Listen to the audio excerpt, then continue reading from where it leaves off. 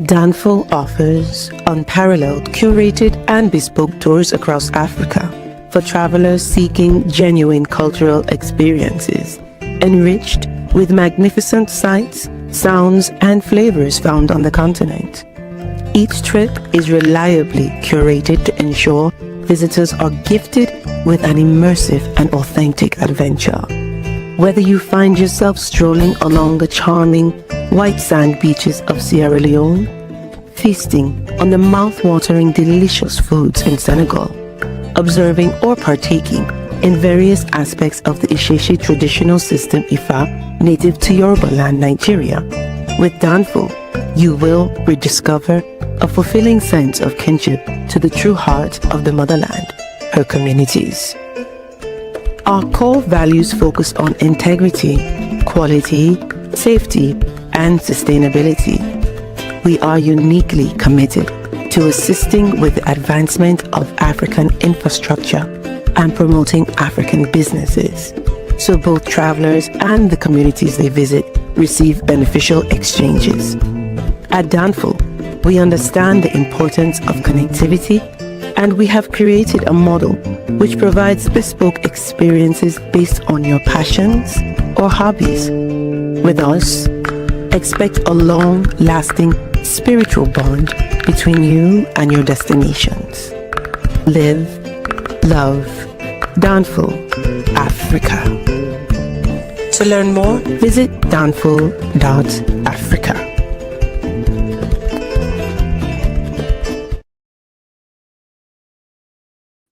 Peace, family. We are live.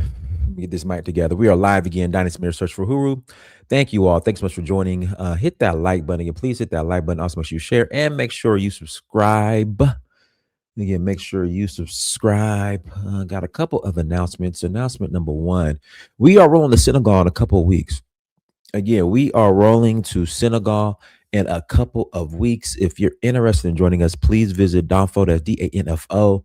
Africa. Again, please visit Danfo, that's DANFO.Africa to learn more. We will love to host you in the beautiful country of Senegal with the best food in Africa. If you ask me, some of the best cuisine in the world is located in Senegal. If I got to make a note to myself. Hold on, I got to write a note to myself real quick. Oh, I forget.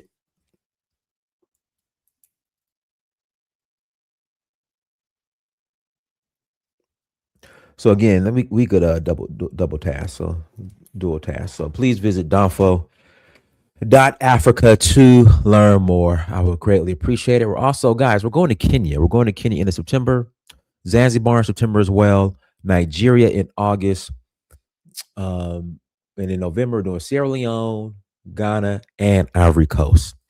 So if you're interested in joining us on one of our experiences, and beginning in January, y'all, we got a full slate. So if you're interested in joining us on one of our many adventures, please visit Danfo.Africa to learn more. And this is the site right here. Let me pull it up real quick, y'all.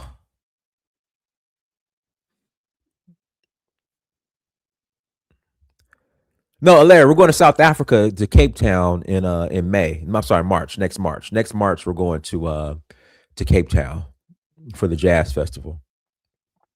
But Larry, I get your joke, but I would say this: see, they know how to act right in Cape Town because Cape Town's a predominantly, in large part. I don't. In fact, let me look it up. Let me look up the demographics of Cape Town. Well, let me, as I share this. Hold on, give me 1 second. Here we go.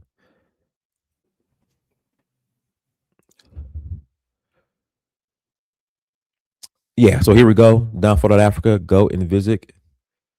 Well, Larry. So the thing about Cape Town, let me pull this up. Okay, I just want to pull up the.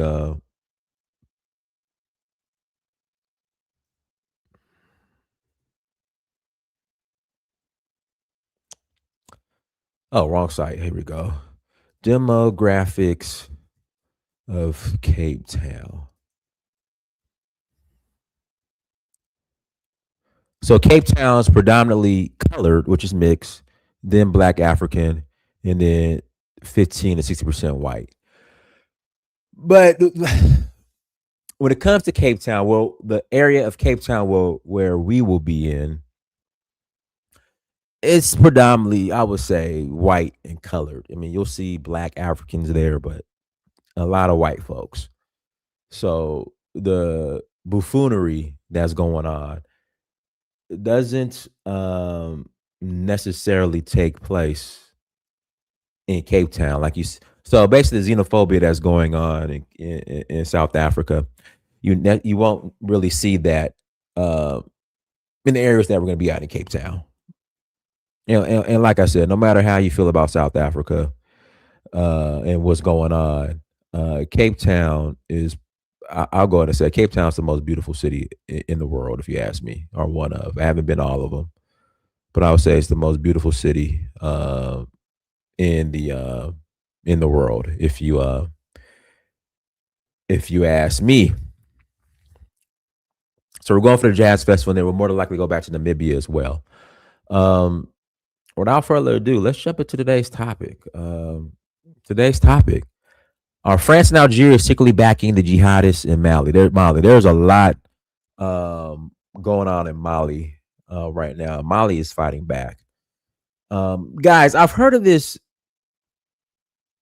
Is it Azama? I wish I would have wrote it down. But I guess not necessarily saying they're Arabs, but we'll just say the non-African, well, non-black Africans, the Tuaregs, and the other tribal groups up there that are non-black African, like northern Mali, they want to turn Aswad. Thank you, Aswad. They want to turn it into their own like republic called Azawad.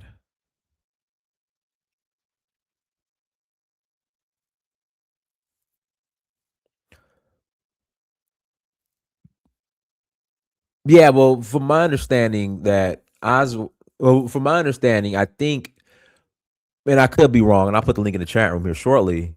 I guess when the French carved up Mali, like all the other countries in Africa that were carved up wrong, like I guess northern Mali should have been Aswad instead of Mali or something like that.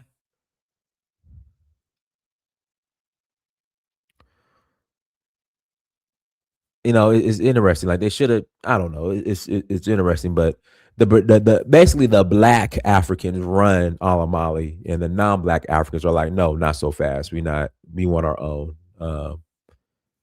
Thank you, Lion Mountains. Thank you. I'm right. Thank you. All right. Our resident hater, Lion Champion is in the chat. Our troll. I'm sorry. Our resident troll, Lion Champion is in the chat, and he disagrees with just about everything I say, which is okay. It's okay. It's all right, man. So basically, the non-black Arabs, I'm sorry, the non-black Africans, I don't know if they're considered Arabs or Tuaregs. I don't know if they're considered Arab. So we'll just say the non-black Africans want control of that area because they feel as if it belongs to them, and that when the French carved it up, that they should not have given it to the blacks. That's from what I'm understanding. That's from what I'm understanding. But somebody in the chat room says Algeria and France don't get along. They hate each other. No, but listen, that might be true. But we all know, even with the Berlin Conference, these European countries that at once hated each other came together, united to carve us up, to carve up Africa. So if they have shared interests, they're willing to put that all aside in order to carve up the continent, which they did.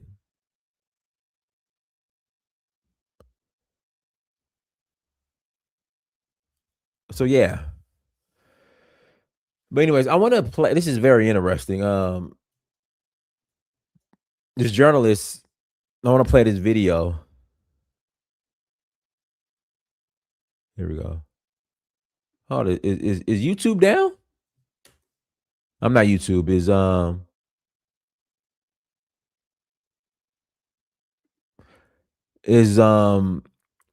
is X down? Hold on, y'all. Is X down? Damn, that sucks. So I had a video I wanted to play on X, but X is down. At least on my end. Hold on.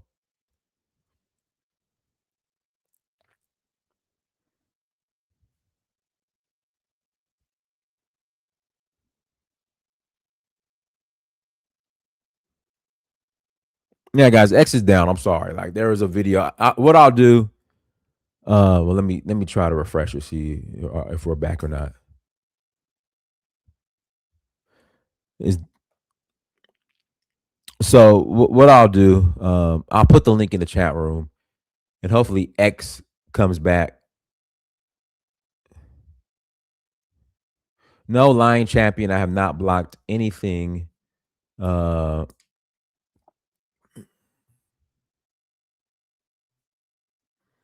I have not blocked anything of yours. Lion Champion, you're just a drama queen, man. You're just a drama queen, Lion Champion. But guys, links in the chat room. If you want to call in and add to the conversation, you're more than welcome to call in and add to the convo. But yeah, for some reason, X is down. Oh, we're back. We're back. We're back. Hold on. But here we go. We're back, y'all. We're back. Okay. Let me see if I can get on this one. Yeah.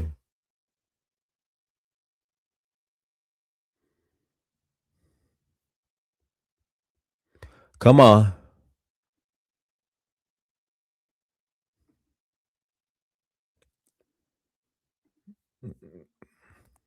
Okay, here we go. Let me do this. Let me do this. I got it. I got it. I got it. Let me just let me share this tab instead. There you go. Okay. Here we go.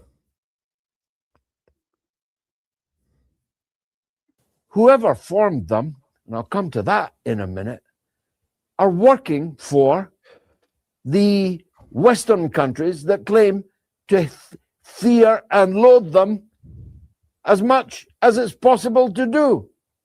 We know that the French people suffered mightily at the hands of ISIS and Al Qaeda. So did the Belgians, so did the British, so did the Germans at Christmas market after Christmas market. But that didn't stop all of those governments covertly assisting ISIS and Al Qaeda to power, amongst other places, in Syria. And then recognizing the ISIS Al Qaeda government in Syria. And then welcoming, even though he wouldn't shake Anna Baerbock's hand. Well, if you knew where she'd been, you might not shake her hand either. But Anna Baerbock and the rest of the German government were absolutely delighted to welcome the ISIS Al-Qaeda chief, the so-called Al-Jolani, Ashara, and call him Mr. President.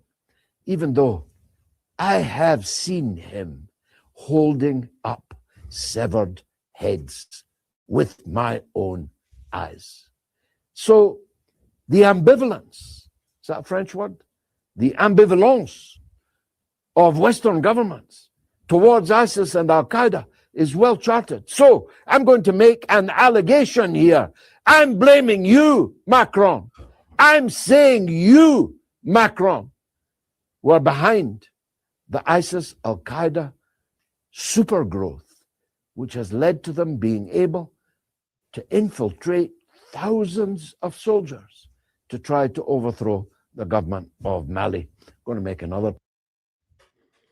Okay. Guys, links in the chat room. If you agree with them, if you disagree, let me know. But there's some more interesting footage that I've been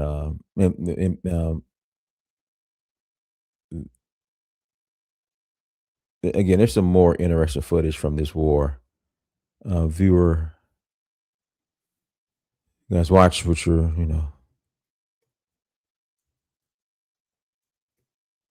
viewer discretion advised on this one. Hold on, let's see here. There we go.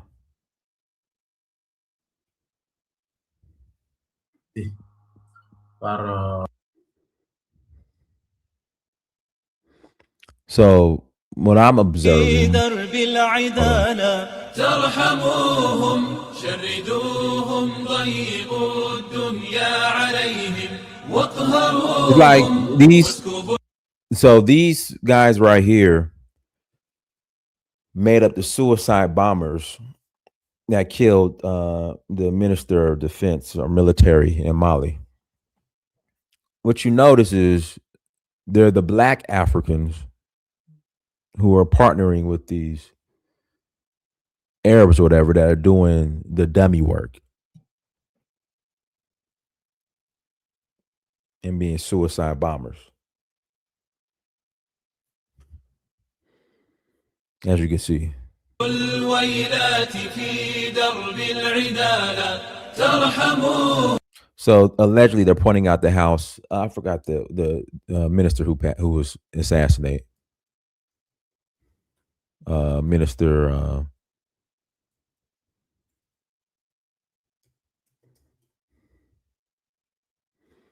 The defense minister who was killed. Sadio Kamara. So allegedly, this is supposed to be the house of Sadio Kamara that they're pointing to. That was blown up, and allegedly, this was the he was a member of the team that carried out the suicide. It was a suicide bomber in a car bomb. So they pulled up and yelled Allah Akbar and blew themselves up.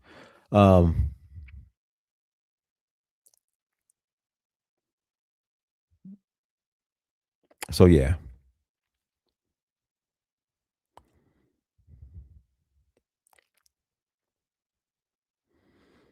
So yeah, it's unfortunate when other Africans, support the destabilization of other African countries. It's just, it's unfortunate and it sucks. But yeah, but allegedly. Well, I mean, they're getting it from also Ukraine. So Ukraine is in a proxy war with Russia, with Wagner. Well, they're no longer a Wagner Group. I forgot the name they have. Africa Corp, I think is the name of their paramilitary service now. So now Russia is actually, Ukraine is funding and supporting logistics and providing logistics and weapons for a lot of these groups as well.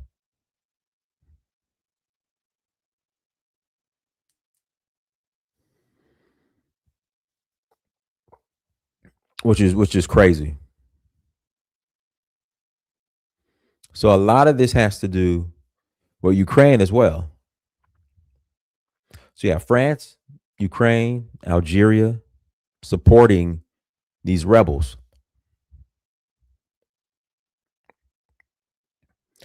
But from my understanding, and again, this is viewer discretion advised, Mali is bombing back. And also Russia is running. I just don't know anything positive that I just don't know any decisive battle that Russia has won in Africa or that Africans have really won with the assistance of Russia. I mean, I could be wrong.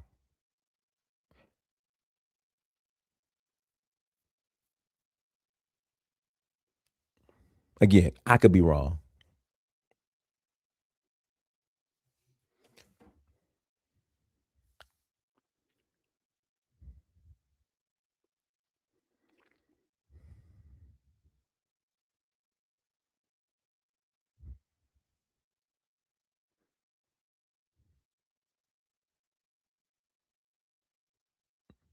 And also, there's another rumor.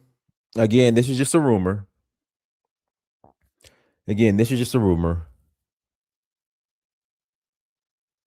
Yeah, look at the way they let Syria down, Venezuela, now Cuba. Hell, here in America, the Black Panther Party. I mean, look at how they've let all these groups that they supported down.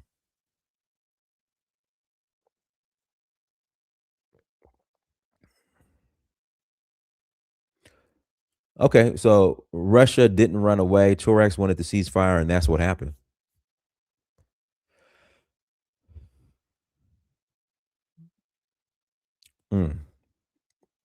Well, the links in the chat room. You guys want to call in after the conversation, but allegedly, this is the Russian convoy that was retreating. I forgot from Keita or Kadal, one of the Kadal from Kadal, allegedly. Here we go.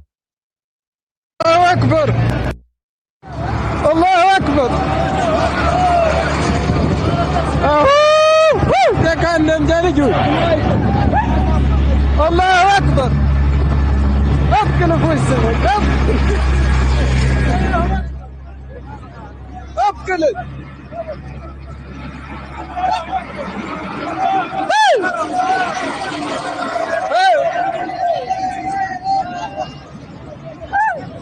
تيتا الله أكبر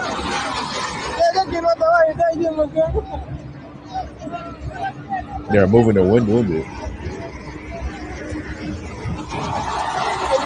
Hold on, is that a Russian? Okay, hold on. I know there's a Russian flag. So they're allowed to move their wounded? No, hold on. No, Lying Champion. The StreamYard link works. It's just you be on your Obama phone.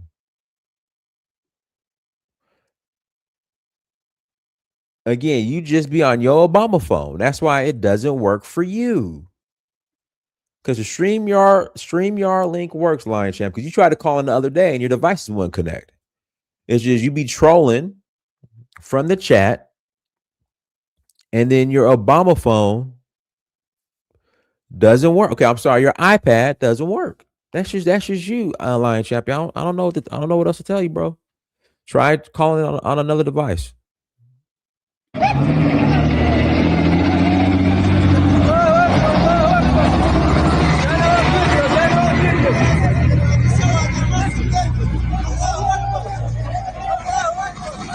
All I'm saying is that's a lot of vehicles that they're using to move their wounded. That's a lot. That's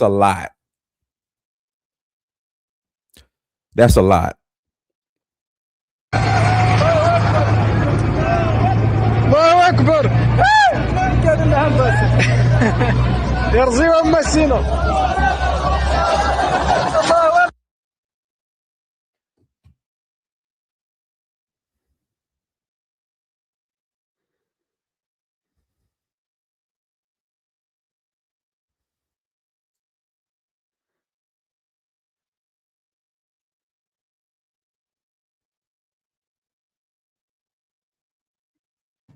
Je confirme totalement. I need to learn French.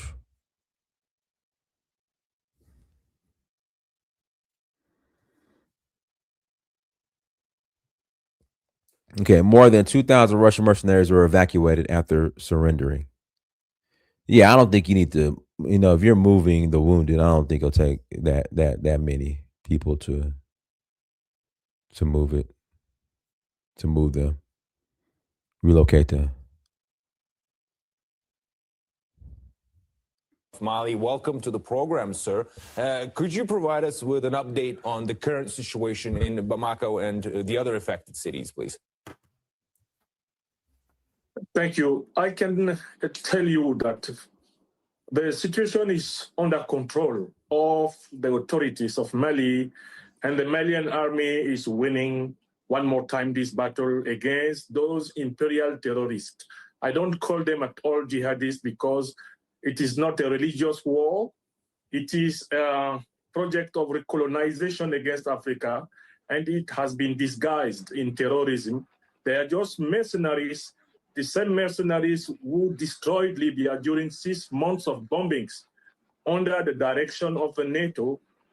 They are exactly the same mercenaries who are destabilizing the Sahelian zone, the Gulf of Guinea, and all Africa to continue looting our natural strategic resources.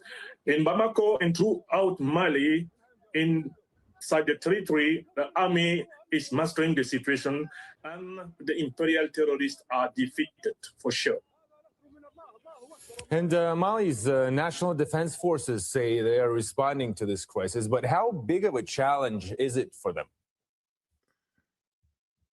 The challenge is big because there are neighboring countries who don't have the same definition of terrorism with Mali and with the Sahelian State Alliance. In many African countries surrounding Mali, they continue to believe that you can fight terrorism in association with the powers who created the terrorist organizations, destroyed Libya under our eyes, all of us, and that you can continue fighting against terrorism with the help of NATO forces. Mali, Burkina Faso, and Niger have a very different doctrine. They know they cannot fight against terrorism in the Sahelian zone with the help of the powers of the West, who organized those mercenaries in the goal of recolonizing our continent and loot our strategic resources. So Mali has to fight in its own territory, but Mali is not helped but by those surrounding countries who continue to host terrorist chiefs, terrorist organizations, to help them to have weapons, to help them to have informations, who continue to cover them diplomatically and mediatically, who give them a lot of audience, like we can see it in official French medias. So it is an hybrid war and also a mixed war because those terrorist troops try to confuse themselves with the Malian population so that the army has to distinguish very clearly who is the enemy in some a little confused situations when they can link themselves, mix themselves with our population here. So this is the situation. Without a coherent understanding of the fight against terrorism in all sub-Saharan Africa, Mali, Burkina Faso, and Niger will be fighting against terrorism, but they will never be helped by those surrounding countries who are following neocolonialism, imperialism, and continuing to do this absurd thing, which is to fight against terrorism in association with the powers of the NATO, who organized openly the destabilization of all the area. And indeed, the Alliance of Sahel States has been engaged in counterterrorism operations in the region for quite some time now. But why is there now a resurgence of terrorist attacks? Why the timing? The West is in a very serious and deep economic crisis, financial crisis, energetical crisis.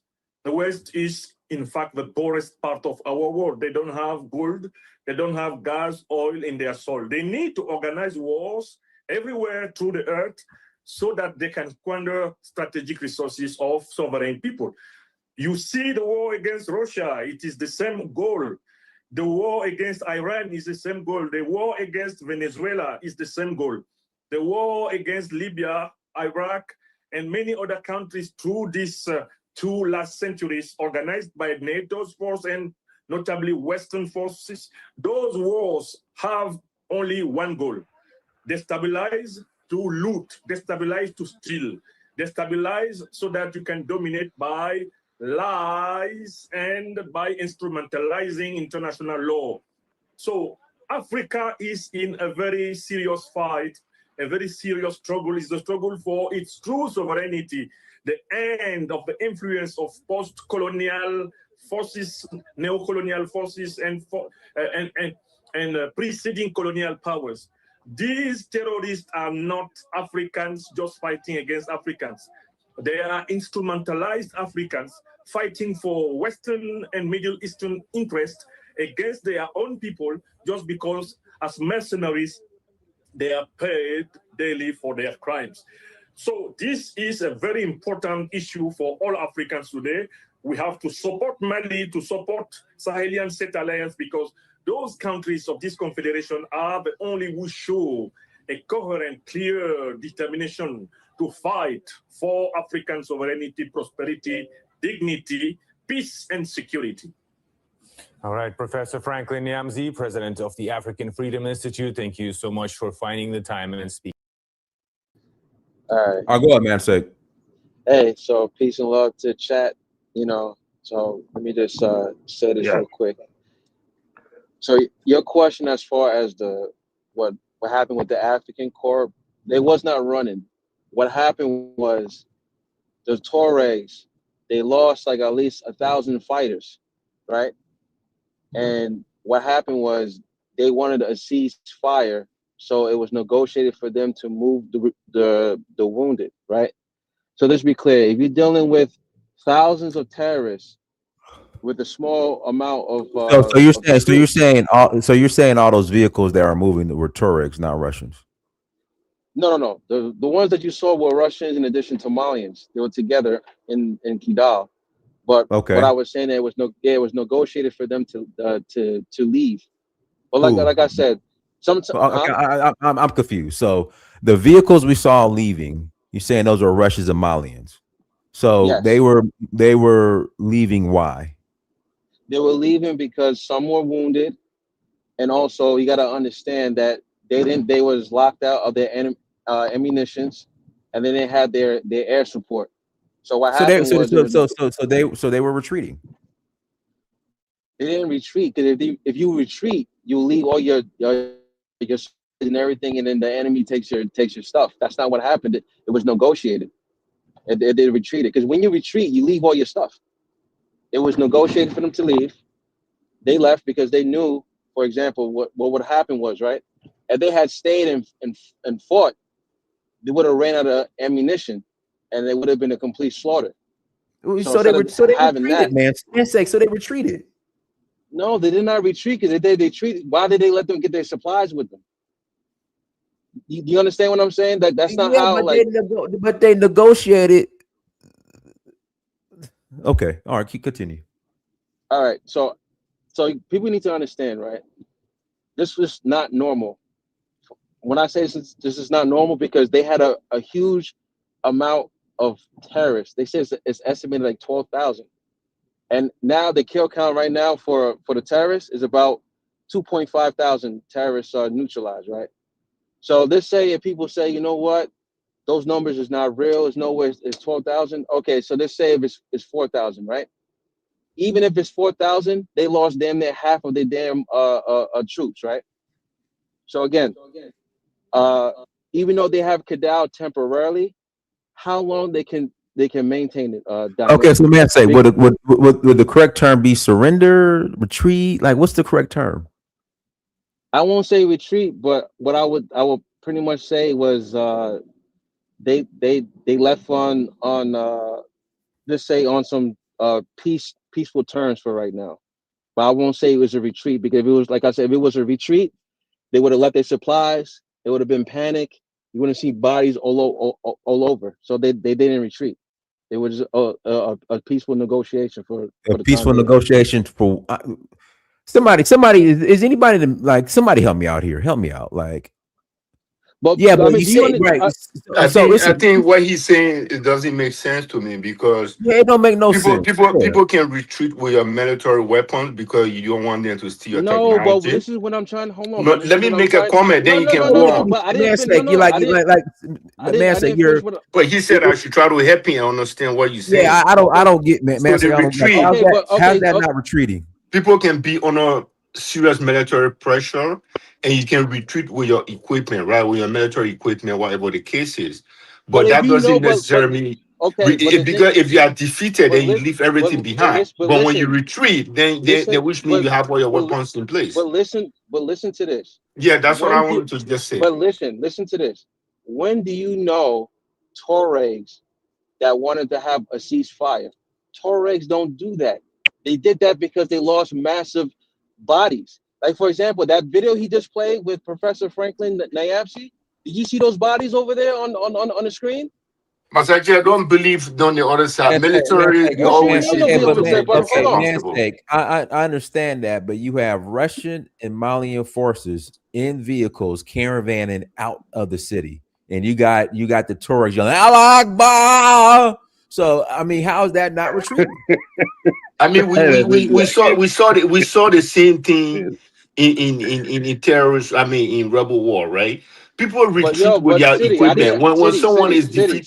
city. I didn't even Okay, finish okay, you talking. speak there. I'm not going to talk until my Yeah, man. time. So you got a minute. I got to pass the mic. You got 1 minute. Okay. Go ahead.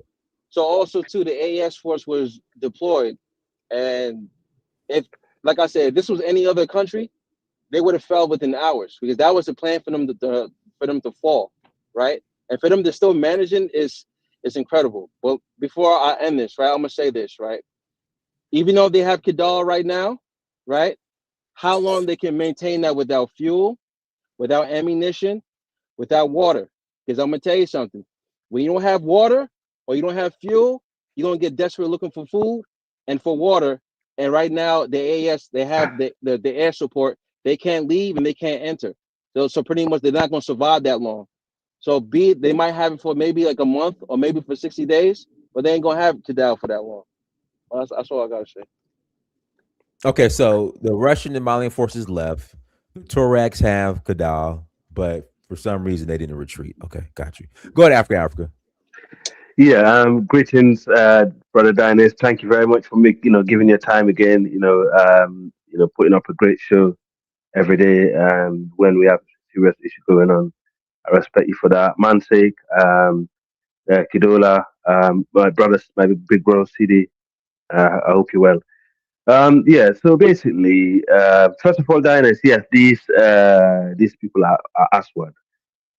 Aswad, the one that been in the northern Mali, they migrated. In fact, they was chased down there by the Arabs during the invasion of Arab in North Africa.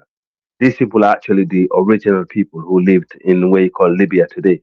That's where that's their native land. They don't belong to northern Mali. Okay, and they migrate to that region, and because it was chased out by the Arabs, these people have no shame, and they was given, place in northern Mali. They intermarriage with the locals. They was given home, the hospitality by people of the Mali because we're great people like that. And obviously, this is turning out to be a big mistake. And only years later, they want to be, they want to treat us Africans like how the Arab treated them. You know, um, they turn out to be like what they are today. And now they've been used by the Arabs to do their dirty jobs in Africa, just like they are using some of our black people to do their dirty jobs against our own Africans. You see that. That's that's what you see just now. The black brother that you saw there, he's a black brother. It's not Aswad.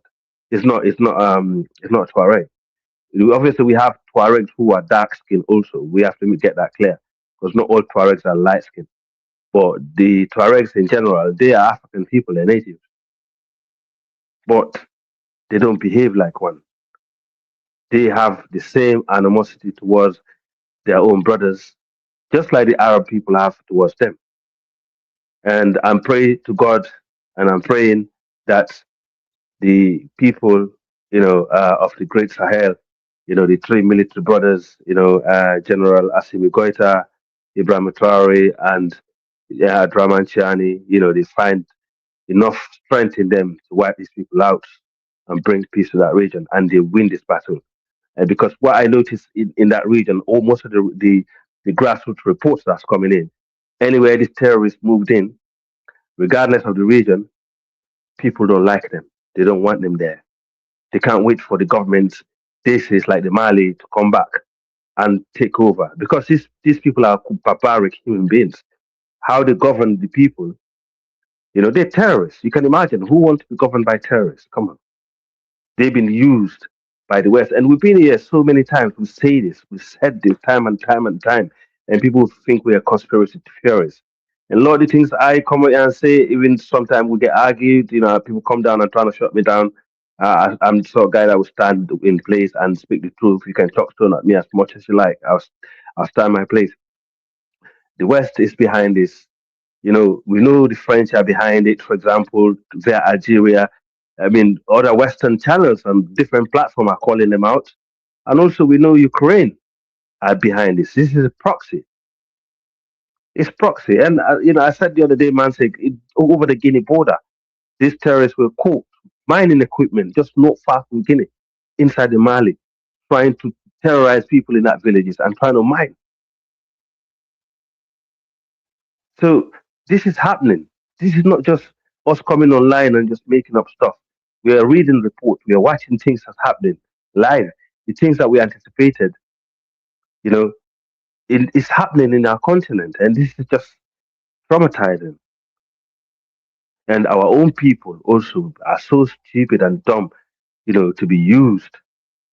And we know these people are very racist, and they use religion as a, and I narrated this so many times again, how they have used religion to actually blackmail us, fool us around. My brother, we're brothers, we're all Muslim brothers, we're Christian, brother. As soon as you turn your back, they won't stop stabbing you, bro. They will show their true colors. They don't like us. All they want is our resources, our land, and our lives. It's about time our people wake up. The only thing I can say is, you know, those people who are fighting in the Sahel right now, they're fighting their own. Some of these people are fighting their own brothers. I hope God give them strength to continue this battle, and this battle must be won. I pass the mic. Thank you, Dennis. Thank you. All right, go ahead, CD. Hey, Dennis. Here's Africa, Hey. everybody. Masake, Hi. how Hi. everybody doing? Yeah, thank So, you. yeah. So this situation right now, I think Mali have lost completely, or they don't know the direction of this war right now. And as I'm speaking from the reliable sources that I got, there's a split in the Mali army, right? It was 5 guys that took over power from Ibeka, right? Asin Kuta or Sidhu Kamara that just died, and Morobo Conte and Malik, I think his name is Malik Jakwa, and one Ismail guy, right? So Morobo Conte, he was responsible for intelligence. I think he got wounded somehow. There was a tension between he and Seydou Kamara. And more than Seydou was the most educated one. He was the only one that went to college. And he did a lot of military training in Russia. He could even speak Russians. But there was a little bit tension between he and uh, Asim Kota. So what they did was all of them have their own security guy from their family members, right? And none of these guys go on the front anymore. If you can see Asim Kota before he used to wear military uniform, now he only wear the designer guy, you know, to present himself more that he's presidential, he's the president, right? But at the same time, the person that was outspoken, educated, was the defense minister, right? And sometimes those spiritual leaders got among those African leaders, and that's how they start killing. The reason why they have to get up to this time is because they all have this goal to fight this war, right? And then all these guys that were fighting on the front, there's a guy in the prison they call Dambele. He was a very strong fighter, even though he didn't take part in the coup, and now he's in prison. So they jail most of these guys that was fighting on the front, right? So they all moving around with their own convoy. So when the defense minister got ambushed and killed, they told Morobo Conte was the one that killed this guy. The guy that was responsible for intelligence. He's not educated. He doesn't even write. So, but because he got wounded, because still Kamara group wanted to go after him, but when they realized that he got wounded too, they got they put that conspiracy into rest, right?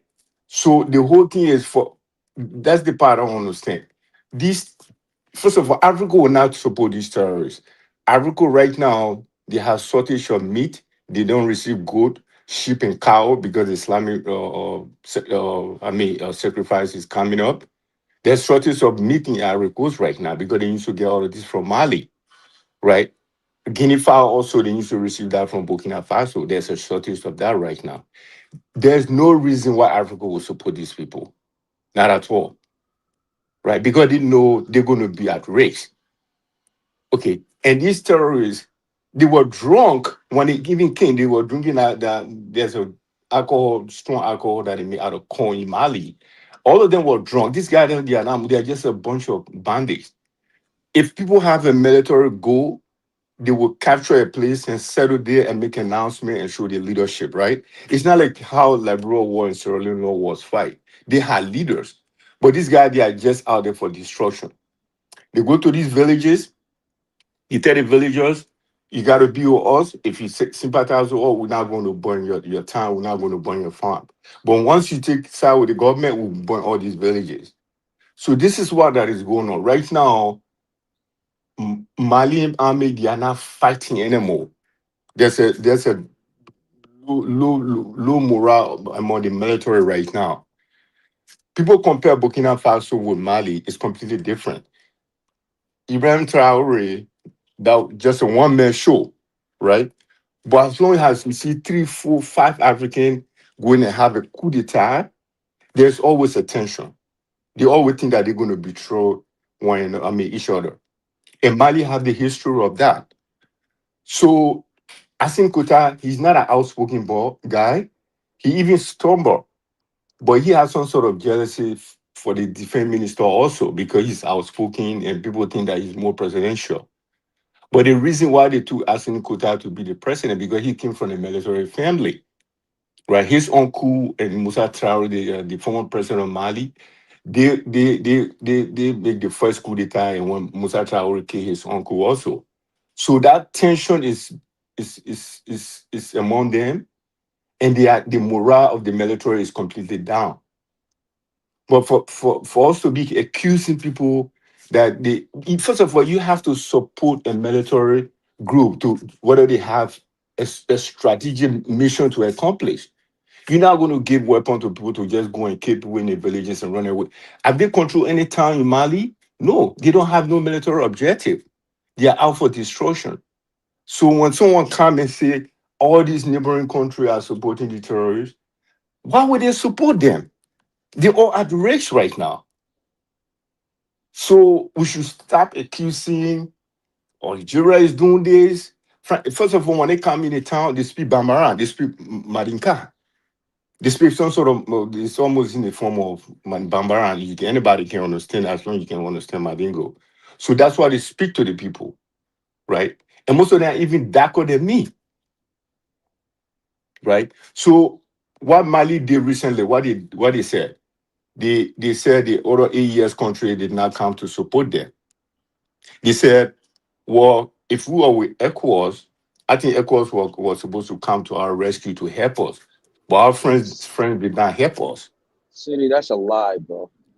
All right, go and check it out. I'm not. If you say I'm lying, just check it. They didn't say the friends they didn't have that. But if someone say if we were with CDAO, we could receive help from them, what I mean? Are you saying that Burkina Faso or Nigeria are not helping Mali right now? Is that No, what I'm you're not saying? saying that. See, this is how you're trying to. I'm saying that because when tension was so hard and they were somehow confused, the spokesman, what he said if we were with certain group of people that they said they were going to come to our rescue.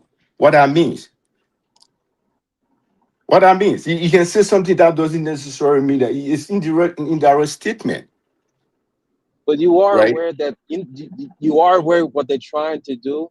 If they go put their Masake, we have experienced this in every war in okay, Africa. but you saying because what Military, you there's two things. Let because me tell you two things. Let me tell you two things.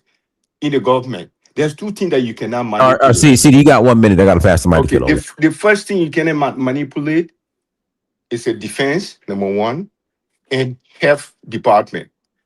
When you say you want to manipulate all of these things, it will catch up with you. It's almost like doing COVID in America when Trump was downplaying COVID, right? When people were dying because he didn't want the economy to crash for his regime to look bad. You cannot cover up defense. You cannot cover up health.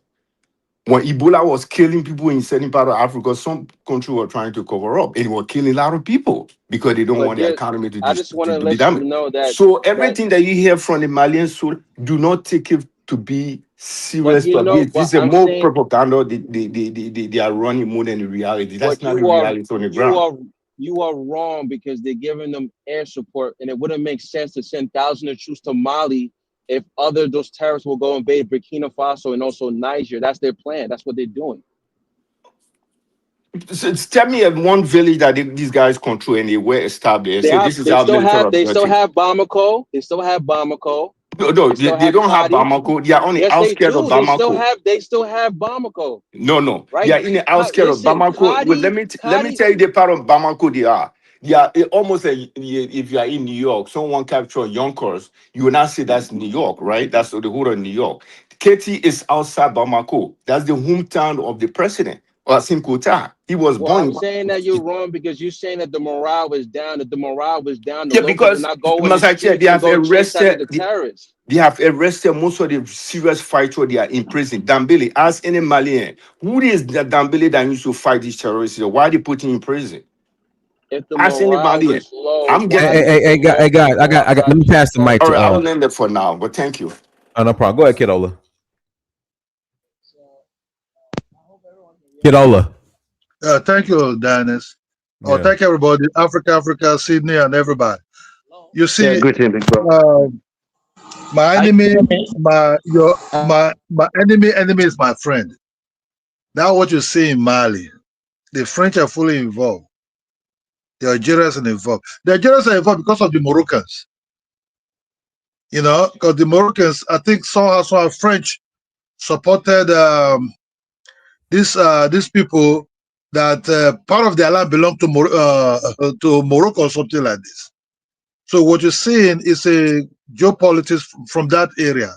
That France came in because Mali kicked them out. You know, this is how France behave. And this is how they will finally, maybe one day, they will not be out of that place for years. They will continue stalking them. If you understand, Charles de Gaulle do the same thing. It takes years. You know, they will block this, they will do this, they will terrorize you and everything. You know, and I don't think Ukraine might be fully involved because Ukraine doesn't know the last. Maybe they might teach them some certain things, but not like really involved into battleground. The Russians are very clever people. You know, when they think things are not going well, they will ask you for ceasefire that they want to withdraw, maybe come back again and fight you. I don't think the Russians will allow these people to stay too long. I think they have contract with them, and I think they will carry it out. But it's a pity. This is how other African countries are looking, you know. This why I was surprised. Nigerians are romanticizing France. France is a very dangerous country. They are like rats. During the Biafra war, they're from back supporting the Biafra people. Why in one hand they were telling the other one the other side. So what you see now, Mali will fight this for a very long time.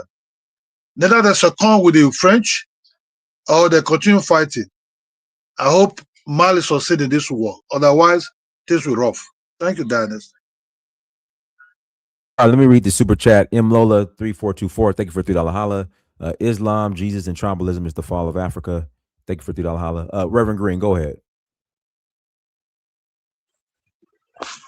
Hello, thank you, Dinus. I appreciate the show right now. So it's very imperative that we get the message across of safety out there and safety travel. There should be more travel advisories coming through. However, rise and shine, proud Americans. This is the man in the high castle, Reverend Green. And sadly, I have something to report again. It's become to my awareness that Africa is not listening. What's going on again? They're allowing the quote-unquote sand caveman to bully them and beat them up more and more with the club every day. What are they waiting for? All those surrounding countries, they're just looking out the window. Oh, dear Lord. I wonder what they did. until it comes to their nation. And then they say, oh, dear Lord, come help, save me, please. It's always the same stuff. But right now, the church is going to have to get involved. Oh, yeah, the Jesuits are going to get involved. And they're going to help recolonize that area of Mali and bring Jesus back. That is for sure. This year, this summer, you watch. Because it's a sad day. You guys don't want to fight for yourselves out that way. Pan-Africanism has not worked. Has never worked. We know this now. We can no longer deny that. But what will work? Fight. Delineation. Recognize who you are. Distinguish yourself. Are you the sand caveman? Because the sand caveman sure doesn't believe you are them. You're not worthy to walk around with their women. Only you could become a house girl. You can't even become a house boy. You can only be a house girl. You're not a man to them. I rest my case. All right, Godoy Glay, go ahead. Yes, you can hear me, right? They're gonna take over Timbuktu soon. All right. So They already did that. Can I go ahead the now? 16 million children in Mali right now. Sir, I need to talk, sir. Population of Mali. You had your chance, sir. Go ahead. Go ahead. The children of Mali are starving. Reverend Green, be quiet. Still, go ahead, Godoy. Yes, I heard my fellow Liberian relative talking, so I decided to come here to ask him some questions. I wonder if he's still here. CD's still here, yes. Yes.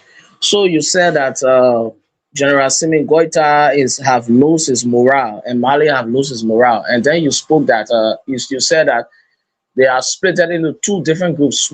What are the two different groups they are split into, and who are their leaders? What do you mean by split into two different groups? Who mentioned that? Hello? Hello? Yes, I hope you can hear me. My network is kind of shaking, but are you hearing me, right? Yeah, I'm hearing you. Yes, brother. Yeah, you said that they have split into two groups today. Didn't you say such a thing like that? No, I did not say that it's split into two groups. You gotta listen. But you spoke of them splitting. No, I didn't say split. I did not use the word split. All right, then what did you say? Listen. So what I said was when 4 or 5 people get together and overthrow a government, and there's some sort of tension among them, right? And now all of them have their own military convoy. They have their own military convoy, right? There's a trust issue among them. The reason why some things you have observed that for which you say that there are trust issues. I know that people can speak based on logic, but there are some things that are critical that you can't just give logic. You have to give some observable facts. So what are some things you have observed among them for which you said there are trust issues?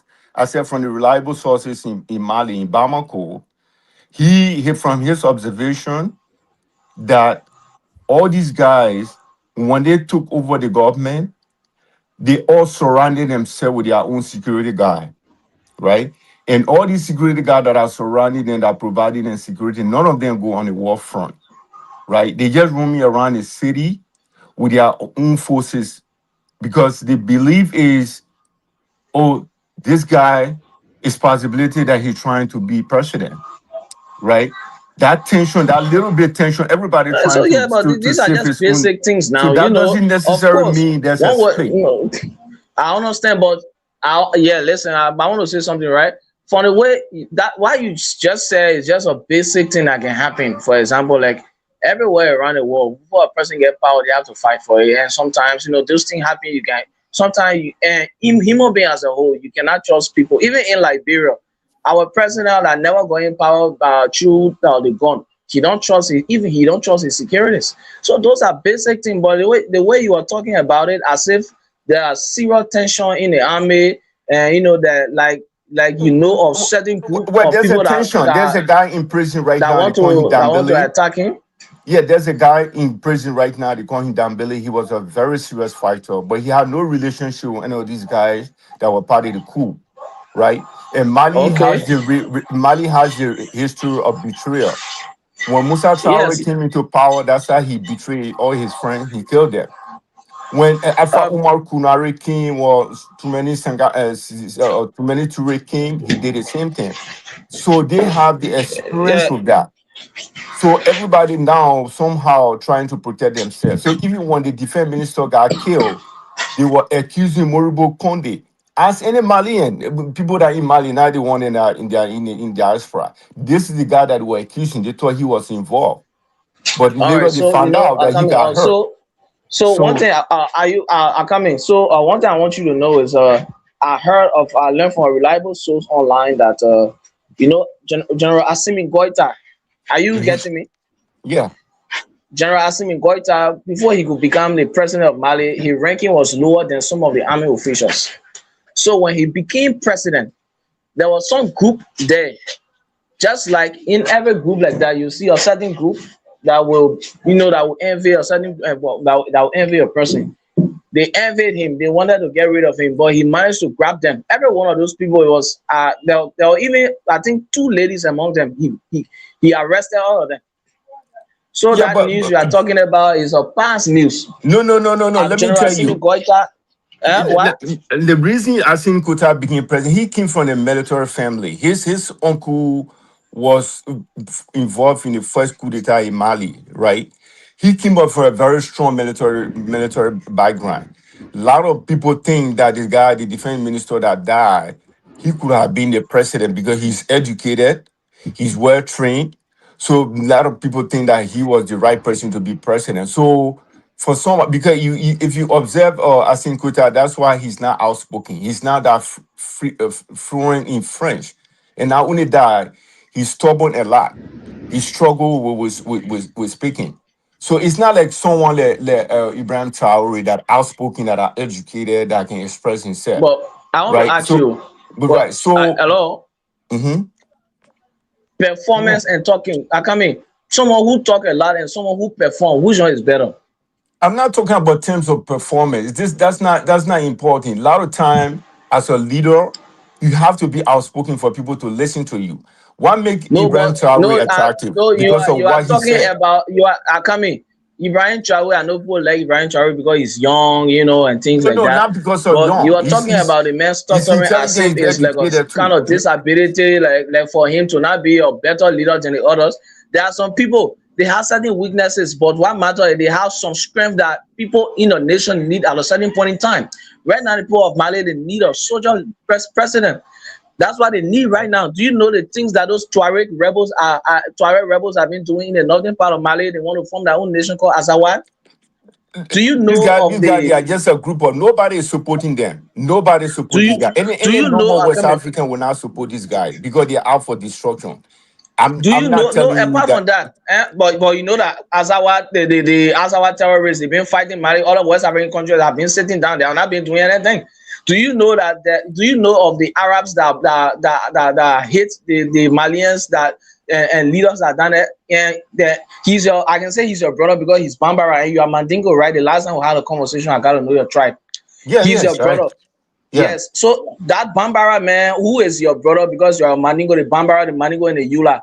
They are very intelligent leaders in West Africa. In fact, there was some anthropologists that did a study say that these guys, they are very intelligent and organized. The Arabs hate them for that because the Arabs views Black Africans as slaves. There are people that are slaves to them. So they see these guys that are doing some intelligent things, and they are also fighting them. You know that the Arabs are seriously carrying on rebellion down there. You know that they want to destabilize West Africa from that place. Yeah, me coming here saying the fact, I would say 90% of the West African leaders are Mandingo. They speak my language, right? Me coming here telling you the truth. No, we just want to address the fact.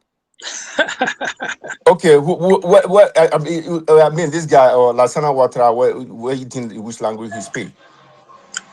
No, but the president of Liberia is in Mandingo. Hey, No, I'm saying 90%. I'm just saying. Hold, guys. One more minute. I gotta pass the stage, James. Yeah, so I'm just saying, I'm just telling you, I'm not supporting someone because he's my tribal person. I'm not here for tribe, but I'm just saying what the reality, what is on the ground. No, you are not saying reality. About. You are not saying reality. But anyway, I don't want to take much of the time. But that's how your leader started killing each other. The same thing happened in Liberia when Samuel Duffy, Thomas Kiyomba was a threat. He started killing all his friends, right? No, why you so I gotta pass the mic. You can compare that. Go ahead, say James. Go ahead, say James. Hi, Dennis. I'm calling in. I'm not going to stay too long, but I'm calling in because the conversation, is getting interesting. Prior to Camera being killed, we wasn't talk about this unity within the troops, right? Now we get kills, we're getting all the rumors. So we're gonna have, as African, we're gonna have to stop it. Sergio Camara fought with Assimi Goïta for a very long time. You can see pictures. They were very young. They fought in the Mali army. There is no jealousy amongst the two. You know what I'm saying? When they come to power, everybody played a role. You understand? So the idea that the Malian militaries are now united is a lie. If they were now united, they wouldn't be able to repel them in Kari. They would not be able to repel them from Bamako in all this area. They wouldn't be able to do that. You see what I'm saying? Kidal is a little complex because it's closer to Algeria. It's far from Mali, from Bamako. You see what I'm saying? So they suffer a little setback, but the situation is going to be under control. As we speak, Goïta is speaking with the Russian ambassador in Mali. He's speaking with the Africa Corps in Mali as we speak. So it's not going to go away. We're going to take over Kidal. And again, any rumor stating that Burkina Faso and Niger is not helping, we're not even supposed to use the word helping. This is our war. This is the AES war. What do you mean by helping? This is our war. So those guys that you talk to in Mali who are telling you that we are not involved, they don't even know what they're talking about. AES was created just because of that. If one country is attacked, the two will step in. So this is our war. This is our Malian war right now. So let's stop the rumor, get the right information. We got the right information. We are not panicking like that. We suffered a setback in Kidal, but the Malian troops are not panicking. You understand? All these rumors exist in every country, and they come out when the country suffers a setback. They come out, but it's not true. Assimi Goïta is well respected. The military respect him. If they didn't respect him, they wouldn't have fought. They would have left Mali fell. That's how the military do. When you are compromised, you don't fight.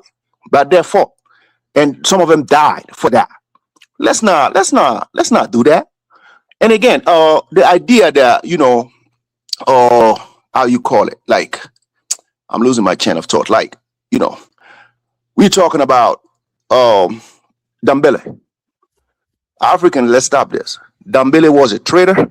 He took money from the French. He was trying to overthrow Assimi Goïta. They got the evidence. So let's stop these rumors again. Dambele's father was a well-known, military guy in Mali. Why? And therefore, he fought. I agree. He's well respected in the army, but he made a mistake. He got caught. So what else do you want us to say? People betrayed a comrade, and that's what he did. Why Assimi Goïta in the midst of this? Why would he go take somebody and put him in jail without reasons? Dembele tried a coup in connection with the French guy that got arrested in Mali. Dembele was in connection with the guy. So they got recording, they got meetings, they got everything, and you still sitting here talking about they plot to take him down. What are you talking about? What are you talking about? You don't know that. You don't know anything about it. Let's stop it. Let's stop it. Let's support them. Let's support AES because this is not about Mali. It's beyond Mali. The reason why AES was created was just for that. If one country is attacked, Everybody else is in play. So let's not talk about help. These are our people. So if you don't want to help and you want to hide behind your word, don't do it. We don't see other people. Of course, other countries are not helping. Helping doesn't mean you got to come with your weapons and help Mali. You're not even speaking about it. What's your position? You don't have any. Of course, we know where these people come from. We know they come from. Some of them came from Algeria. We know they came from Mauritania. We know that. How much evidence do you want? How much evidence do you want? St. James. Hey, May I man. ask a brief question? It's a humanitarian question. All right. Hey, someone else. Does anyone here feel a bit guilty about what's going on there? If I feel guilty of what's going on, are you mad? Hey, St. James. Is that a real question? Wow. Hey, guys, go ahead, Econ. Go ahead, Econ. Thank you, man. I don't like. I like how Burkina Faso is Ibrahim Traore is trying to socially apply stuff, and that's the problem I have with Mali. Mali is I think Mali is Assimi Goita is using a strategy that's not working in terms of he's not doing any social science and social what you'd call the strategy. The people are immoral, if he may, and they remain immoral. He don't put up a VDP structure like Ibrahim Traore. So these things are what you'd call false, I think, because what I heard is all these terrorists was inside the country. There were already sleeper cells inside the.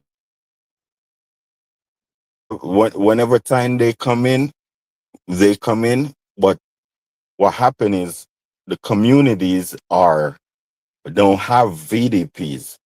They don't have the armies is stretched out so they can't be everywhere. You feel me? So now that's a hiccup because now that you don't have no VDPs in the communities, you have sleeper cells all over the communities and nobody knows because a lot of people are under duress or they don't know. You feel me? So I think that's what went on and that's the problem where a VDP structure wasn't implemented and therefore you have gaps in security. You feel me? And also he's not Pan-Africanist. He's not Pan-Africanist enough. I think so he has not tried to set up any type of social network to socialize the people on certain level. You feel me? So the people are still disloyal to Mali and more loyal to Islam still. So he's not Pan-Africanist enough. And that's why his country is not attractive either. You feel me? Because it's like it's there, but it's kind of silent. So you have Burkina Faso kind of have the spotlight, but it's still because of what Ibrahim Traore has put in place and the way how things is going on, in which I see a lacking in Mali. Of course, they're doing their construction stuff, but they don't have a VDP structure and they don't refer to Pan-Africanism enough. Like Ibrahim Traore, right? And that's how I see Assimi Goita going wrong. Thomas Sankara implemented a organization, right? And It's called um it's called the Institute of Black People, right? Farafina. So all these things are social structure to kind of make the people pro Africa, pro Burkina Faso over Islam in terms as far as what I see.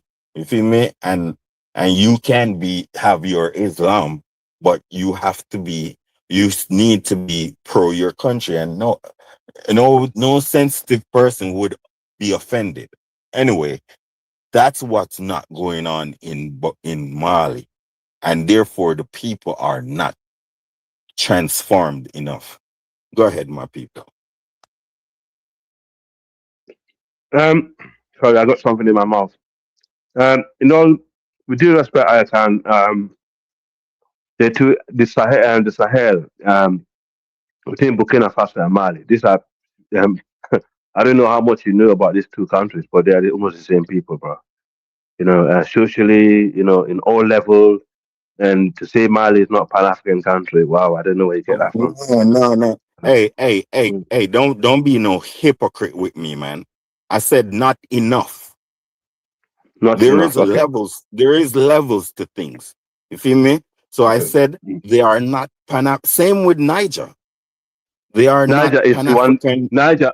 Hey, I man, understand what hold you're trying to. Well, I all understand I'm what you. saying, Hang on. all I'm saying is Niger don't have a VDP, and even though Niger is kind of they start their recruitment agency, so they're kind of different now practically.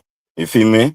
But If it's Mali hold on. I was Mali thinking. don't have a structure where, because to me personally, I think all 18-year-olds male should do 10 years in the force.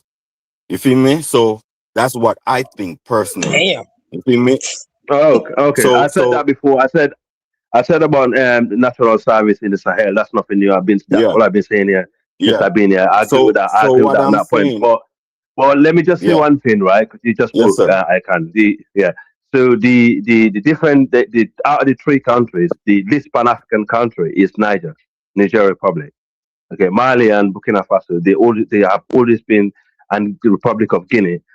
Throughout history, they always have been forefront of the Pan Africanism in Africa. Please don't tell me that, man. I don't want to hear that, man. Speak what This is I'm the talking truth. about. I'm telling you the Speak what truth. I'm You don't want talking to hear about. it. And I don't want to talk to no goddamn Indian either. So speak Al. So what are you talking about? I'm saying that yes, let's leave the past. I don't want to hear about the past. We want to talk about what their faults are and what can be done about these things. Mali, Burkina Faso, that's what we're talking about. We're not talking about ancient history, who was what. You feel me? Fine. You feel me? I'm saying But the reason you why just said I don't want to infiltration was listen. I done. don't want to argue. Yeah, I don't want Because to. I these, don't want to argue for the sake of argument. yeah, All I'm trying to say is I'm trying to be really diplomatic and also trying to be of course. But I'm intellectually saying that, trying listen, man, the to fact explain is to you 10,000. about my Hold people on, hold that I on. don't think you understand that well. Okay, go on. Yeah, but the fact is 10,000 people could infiltrate this country, right? And I'm trying to tell you that what I heard is they didn't just bombard the borders. You feel me? This They this were this was a inside. this was a They were coup. This was a inside the coup. country. This wasn't an Let invasion. me. This is a West. I Is a West understand it was trying strategic. to I launch a understand. coup d'etat against this guy, and they failed. And because of that reason, that doesn't make him less Pan Africans or less secure. Any of these military guys, I would listen. I grew up in the countries where we survived. I lived on the military regime after military regime. From Sierra Leone to Guinea, Guinea is the most militarized country in West Africa. Okay, my mother is, basically I have loads of connection. I have family member in the Guinean military right now as I speak. Okay, so I'm telling you, military and regime, military officers are one of the most unsecure rulership system in Africa. Is a farmer. He's not supposed to be there permanently for a reason. Okay, these are people that take over moral authority when things break down in society in West Africa. It's been there since back in the days. That's why you cannot stop me from telling you history that's repeating itself from what I know. Okay, So you alone know basically, the history. No, the no, reason I'm not why the only I one that said this. knows. No, the reason Mm. why I said that is as if you are some teacher teaching us about something that we don't know. Just what I'm saying is stop talking to people like they're I don't want amateurs. this. I, You I see don't me? want. I don't want this to be between me and I you. I we can. know Okay. about we know I just want it to about be about. Yeah, about the issue that we face. This we is know about the okay. Don't distract the Pan-African conversation. history. Mhm.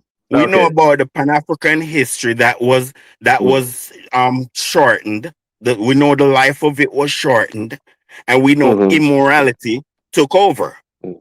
and we know everything. It turned everybody in these regions have become thieves and murderers. That's what we know.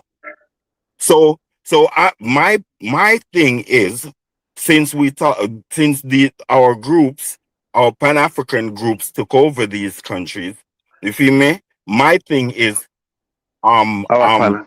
to me, they have what you'd call drop their Their guards.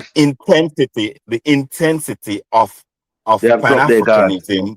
Okay. No, the The okay. intensity. Because The look, intensity. listen, Okay. I it's think a Mali, Okay. I think Okay. this Mali is a Pan-African country. That's for a fact.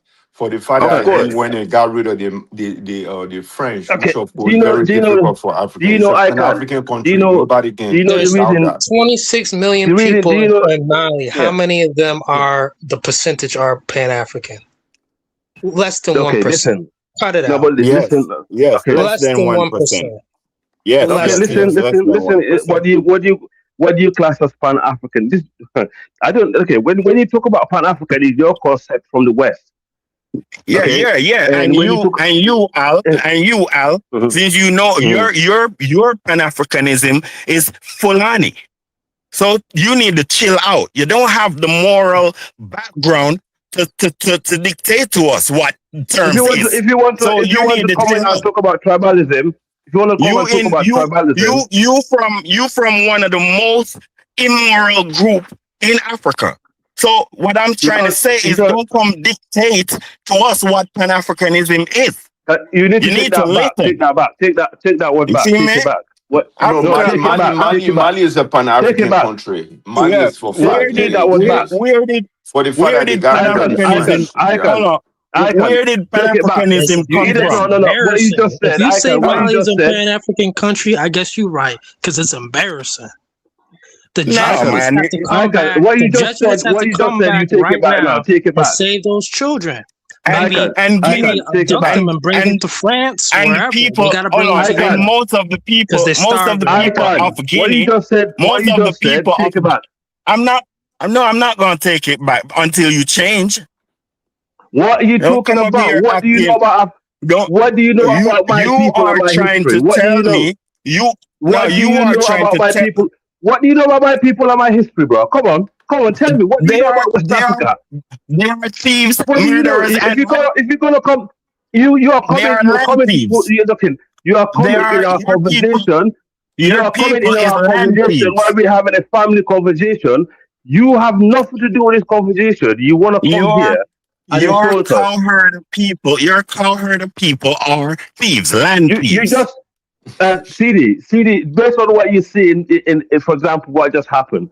How many of those people that you see there actually Fulani in there? Why Did you see? they don't stay in You don't Freetown know. alone? You don't know who's Fulani or Why they don't Bambara All or right, stay? any Why other they tribe don't that you stay want to in? hit in let the him face. explain his reason Yeah. why he Y'all think need Mali is not Jesus. Yeah, Pan-African. can you Why explain? Yeah, can you? no, Yeah, go on. See, don't I come can. teach No, us. I can Don't explain teach us yourself. morality. Don't No, teach us I can morality, explain Al. yourself. Explain Don't teach yourself. us What you morality. just, I can. What you just said now. Otherwise, I'm not going to talk to you. I can Oh, explain you are yourself. saying there's a different Pan-Africanism in Africa. And how Africans going to tell us what Pan-Africanism is? Listen, Are you stupid? Okay. This is the craziest stuff. You number one. You know nothing about Pan Africanism in Africa. You might know about Pan Africanism in Jamaica. Yeah, they are different concepts. Okay, it's not yours. What is your Pan Africanism? It's not yours. You can't make up your own thing. What do you mean it's not mine? What do you mean it's not mine? You can't, because you can't make up your own thing. You have to take it from us what it is. You can't make up your own thing. How? Hey, you see the crime rate in Jamaica? Yeah, okay. Exactly. You see the crime. Have you seen the crime rate in the UK? You know how many Jamaicans in the UK? Jamaicans if you want to go on that Bible, okay, no. Okay, so what are you talking about then? So what are you representing? All right. This is what I have to say, right? Guys, just stop attacking people back. Just saying, rest in peace. Let me just say this. He's not African. Okay, let me just say this, Al. Let me just say this, Al. Who always come here and attacking full I know your feelings is who are hurt. actually I know your feelings is hurt. people that you belong to. No, I know your feelings is hurt. I know you're cracking, bro. You know you're cracking. Why am I going to argue with a crackhead on the internet, bro? If I cannot talk to you in the street, why would I talk to you here, bro? So if you have nothing to talk about my people, just keep your mouth shut, bro. Yeah, let all the you do fuller is come smoke weed out. and come online and talk Yeah, shit. let the fuller If you're a come out. crackhead, why would I talk to a crackhead? Why would I talk to a crackhead for? Just stop attacking. Hey, guys, let's move on. You cut my throat, right? You cut my throat, right? No, come on, Econ. Let's stop. Guys, we gotta move on. Hold on, you guys. We gotta move on. And also, too, guys. So we got two options. I can end the stream now, or you guys keep going, but I have to go pick up my son from school. So okay, that is I'll be cool. Okay, thank you. So all I gotta say is right. The guy, this guy I forgot about that now. Hold on. So okay, I'm not gonna talk to him. I promise. No, but I'm saying, you want me to end it, or I'll be back in like 30-40 minutes. Let's end it. No, don't end it. Stay. Go ahead. I'll become. Okay. Yeah, we'll talk. CD, look. Okay. So CD, see the problem that we have, right? When we're having family issue like this, it's best sometimes people that don't understand it and have nothing to do with it. I'm not African now. I'm not African now, right? Okay. No. I'm not talking. I'm not trying to say this in any bad way, okay? Because you don't understand it. Can you just stop talking? Let somebody else talk for a minute. It was my turn to talk for a minute, man. It was my turn. Stop being I can. Stop being all butthurt, hombre. Let somebody else talk, man. I want to say something. I want to say something. Okay, 1 second. Listen. Pan-Africanism. No, stop talking for a minute. I want to say something. Listen, man. We are talking about Pan-Africanism. Stop talking, man. Al, you said you were going to feed your baby. Al, you say you were going to have some manners. Let me talk then, man. Oh, you're interrupting me. How am I going to have manners when you interrupting me, bro? Let me talk. Let me say something. We are talking about family affairs. Can you talk about your family affairs? That will help. Say something. Okay.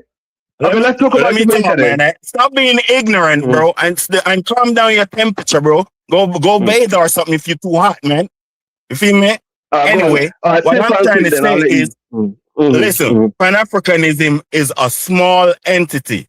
It was started way down in the early 19th century. So it's an uphill journey. So nobody was Pan-Africanism. It's natural. It was Pan-Africanism. It's natural for 80% of Jamaica not to be Pan-African. It's normal for 80% of Black Europeans not to be Pan-African. Okay. It is normal. Okay. Listen, it's normal for Africans, like 90% of them don't have ideas about what Pan-Africanism is. So I understand that Mali have almost non-Pan-Africanist. So what I'm trying to tell you is an uphill journey. People have to learn and be trained in these characters. You feel me? For it to heal the nation. You feel me? So what I'm trying to tell you is no one was nobody is Pan-African. And most people is not Pan-Africanist. This thing has to be learned, and you have to, and examples are there and teachings are there. You cannot take on your own teachings. You cannot dictate what it is, because it is literature. It is in literature. It is in all type of ways of living, especially Black unity. You're begging the Can you give me a good example of a Pan-African icon? Okay, icon. I'm going to allow you. Yeah, I'm going to allow you. Yeah, man. Let me just reason with my brother. I'm going to allow you. Okay. Can you give me a good example of a Pan-African in current day and the history, and why? Say what? Repeat that. If you go back to history, of the blackness or Africanness and the current day, can you give me a good example of a Pan-African, like a person who you think, like, for example, Marcus Garvey to Martin Luther King to Malcolm X to hold on. All of you. Man, he had to go back 70 years ago. This is sad. Current day. Listen this logic. Okay. Man, he had to go 60, 70 years ago. He had to go 80 years ago. What are y'all talking about? Feed your damn kids. Respond to my question, brother. You saw the brother, he said he going out to go feed his kid. What's wrong with y'all? Why can't y'all feed your kids on the continent? You're begging the colonizer to come back and do the right thing, I guess. Because the crime rate was going down. No. Yeah, there was some abuse. But look at y'all. You couldn't take care of yourselves. Let him talk. Okay. Y'all can't take care of yourselves. I can. Let me tell you one thing, right? I'm just going to tell you one thing. You are attacking the wrong people and the wrong group of people. I understand where you got your feelings from. Yeah, when it comes to, like, certain issues are going on. Yeah. Let me just say, I know. I'm not a naive person.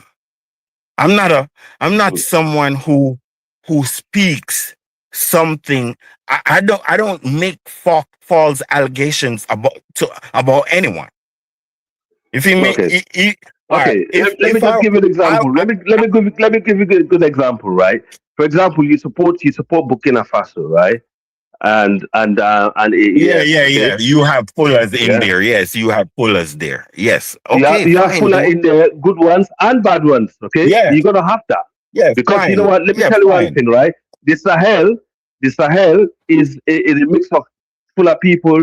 Bambara, Mandinka, Musi, and all ethnic group. Let me just finish, brother. I'll let you spoke earlier. But remember, majority of the people that you see dying in the front line fighting the same jihadists are people of my tribe and people of other tribes. So you cannot come here, and just pick on one people's pride because you have some kind of feeling towards them. The Jamaicans have no unity. The Chinaman runs them. All right. Thank you, Al. Look at this point now, right? Look at this point, right? The Fullers of Nigeria, right, that are the head of the houses. You feel me? You're bringing the Nigerian issue again. All right, just let me speak. I will explain to you. Okay, you know they have the biggest voice earlier, and I start speaking. But they have the biggest voice. I'm glad you mentioned. But we're not talking about like Nigeria right just today, hold on. okay? But we're not talking about Nigeria, bro. I didn't say the Fullers of Gambia nor the Fullers. Fine, and fine. Not all Fullers. You feel me? Anyway, the Fullers of Nigeria claim that they are going to fully dominate Nigeria and make the South their slaves. It's in their writings. I know your wife is Igbo. Okay, I know you've been very indoctrinated by certain ideology about Fuller people. I understand. Listen, I understand. I understand that. Bro, let me tell you one thing, okay? It's to show how it's a scam. That's all. Personal. You can't attack my personal I'm on this platform affiliation. to expose how it's a scam. I'm talking about. Yo, I'm talking about. Not I'm the talking about. platform, Pan-Africanism. I'm talking about things that was written and read out by Fulanis in their mosque. You feel me? Where they tape God. themselves speaking. If you listen You to feel me? ICANN, if you listen to Nigeria, if we listen, ICANN, okay. Let me just speak because I let you speak all this time since Dennis went. You've been speaking, okay. I start speaking and you interrupt me. Basically, if you listen to Nigerians, okay, let me just please just listen to this, okay. If you want to learn if you want to learn from each other, just listen, okay. If you listen to Nigerians, okay, from the south against Nigerians from the north, you're not gonna get the rights. You're not. It's not gonna be balanced. If you listen to Nigerians from the north about Nigerians from the south, you're not gonna get the right balance. Okay, because this is a country that's highly divided based on religion, tribe, and region. Okay, this is the problem. So when Man, it comes to Asia these doesn't have people, these type of problems. exactly, I made in the high castle. Okay, this is the problem, and this is what I'm trying to say to you. What Me, are listen you to me. talking about? I can. Hang on, hold on. Me. It's just the I'm from truth. Sierra Leone. It's 2026. Come on, yo. I'm from Sierra Leone. I'm from Sierra Leone. Okay, and the type of Fula I belong to is a Fula from that Sierra Leone Guinea territory. Okay, and if Yeah, you're talking about yeah. Pan Africa, Fine. if you're talking about if you're talking about Pan Africanism, okay, I don't know if you know this, but have you heard about Sabori Toure? Oh, history again. Yeah, no, I'm just. But history repeats itself sometimes. Have you heard about Sabori Toure? Hold on. You want to give us recent history again? Really? Yeah, well, it's okay.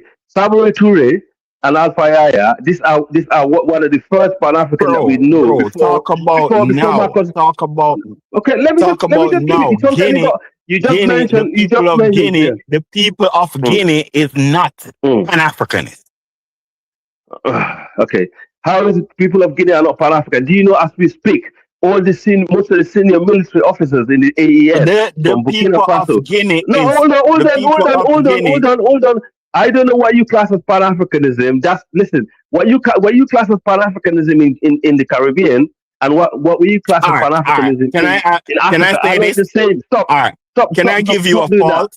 Can I give you a fault that we all know about them? You want me to tell you? I'm talking What do about you? Guinea. All right. Listen. If any Tim Lee or our crew or any one of those think in their confident mind that they can go to Guinea and get a goddamn wife, whether Mandinka or Fulla or any one of them.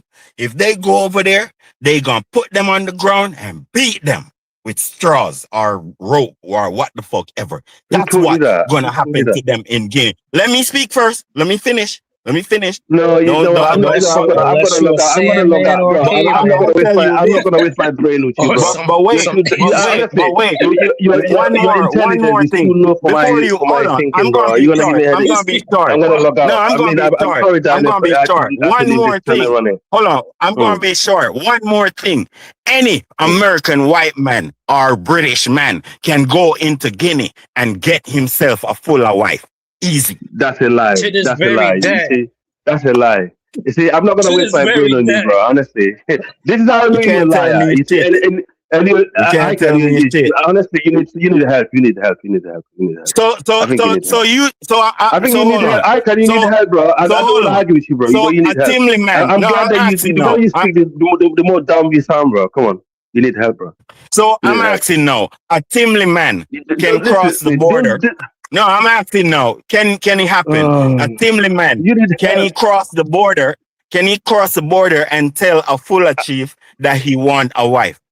Yes, I with can. many cows and I can. rams, and he'll still be I buried under some tree brush. Okay, can you Yes, he let me will. educate you He'll be now? buried Let me in some tree educate. brush and stoned. I can. Yes, he Let will. me educate you now. Okay. He wouldn't even. He maybe wouldn't Shut up even for a leave. minute.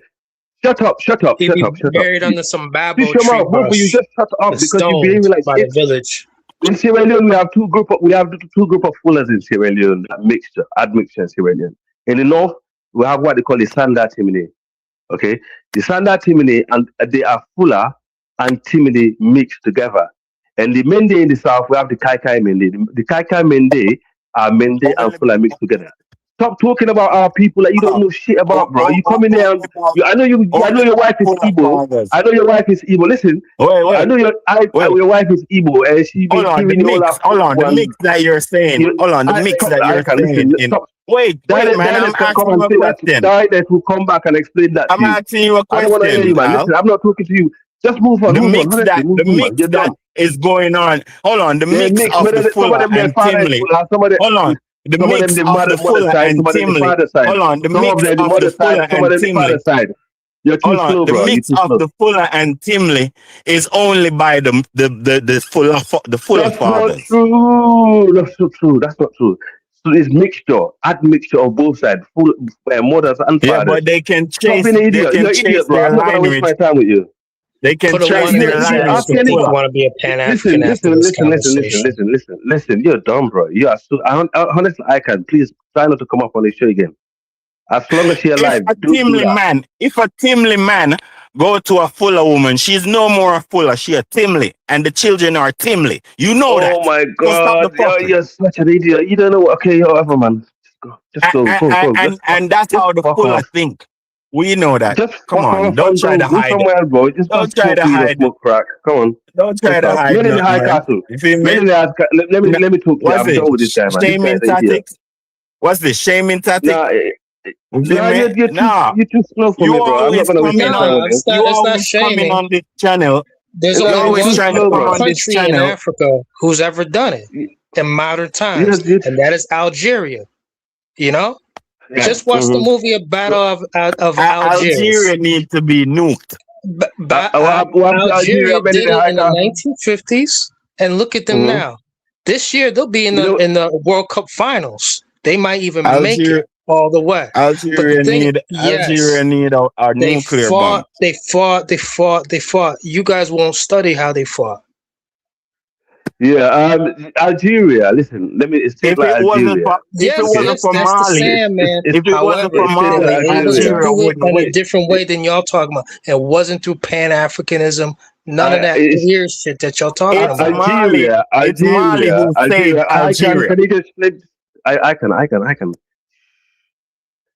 This is why they kick ISO Speed out, because he goofy. Yeah. They knew to push him away. Northern African countries, men in high castles. You see, one thing that you always say, I agree with you. Okay, I remember when the last time he came on, he said about the sun crackers. I agree with you. They've been our longest enemy in this world. They always will be, unless we solve this problem. And nobody knows this problem.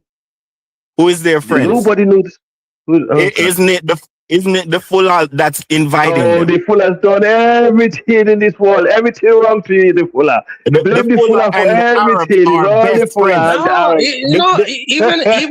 Even the other ones, the Moroccos, all of them, they let them. They just watched the Algerians fight it out. They didn't get involved. They didn't get involved. Everything. Like the Fuller is friends with all of them. Yes, we are very friendly with them. We're very close to them, and we love them. The Fuller has always wanted to be Arabs. The Fuller has always wanted to be Arabs. You go ask some of them who they tell you that they are Arabs. If that makes you feel better, go on. Just think like that, okay? Man, stop acting like these people not destroying acting like your people not destroying the goddamn middle belt of the continent. Middle belt of the continent. You're talking about Nigeria again. Why they can't go to Tunisia? Go invade. Why they don't invade Tunisia? And that's why did you go and talk about Jamaica and leave Africans alone? You don't understand. I do love Jamaica. I love Jamaica dearly. I love Jamaica dearly. Yeah, I love Jamaica. That's why I know you're a spy. When people like you that do have. Yeah, that's why I know you're a spy. You always come on here trying to redirect the conversation. When people like you that don't understand about nothing about Africa or Africans and coming in like an African spy, man. Talk about Africa. All you want to do is come around here and direct the conversation. It's squeamish. It's kind of cringe by both. All you do is you don't want to talk about your You don't want to talk about the wickedness that your goddamn tribe is doing, and that's why things is going on so messed up. Is my tribe? If Jamaicans are acting bad, I would talk about it. If a lot of Jamaicans are acting out of They're tearing control, up everything. They desecrated New York City. What you talking about?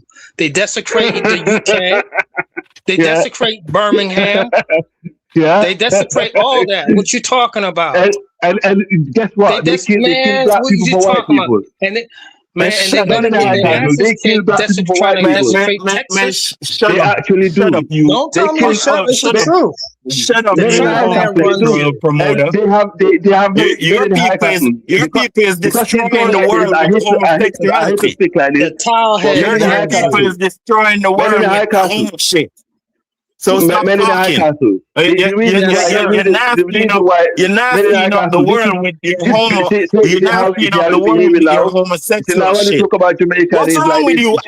Shut up, man. Are you drunk? Man, I'll beat you in a game of Ludo. I'll beat you in a game of Ludo right now. Don't make me take a Ludo board and smack you upside the head. I swear on God. If you're not gonna stop, I'll take a Ludo board and smack you across the cranium. I'm not gonna stop. You ain't And this little idiot, what's his name? You a whole gal. Your nation is being consumed by white people. That's what they do. Your nation in America is being consumed by homosexuals, so you have a bigger problem. You are a homosexual. You are a homosexual, bro. And you scared of yourself. You scared of yourself. You scared of yourself with your fishnet t-shirt. You scared of yourself. You wanted the village children. You wanted the village children. And the shanty had 10 ropes. You're not even black. Had crack in their dreads. And most of them had crack in their dreads. Your voice sounds high. Go eat some mug cookies. Go eat some mug cookies. It's like go poison yourself with some rotten apple. Go poison yourself with some rotten apple. American CIA. Yep. You smell like saltfish and old cabbage. Never been to Africa. You smell like cabbage. Only doesn't talk about Africa. The two of you are two agents. I can. You never been to Africa. You don't know about whole Africa. Commonwealth, they only make money off of socialism right now. They're not getting a damn Yankee dollar. Africa, yeah. Yeah, the two of you always bombard the channel. What I just said. Shut up. I beat you in real life. I'll take your word. Both of you are like, yeah, Fulani,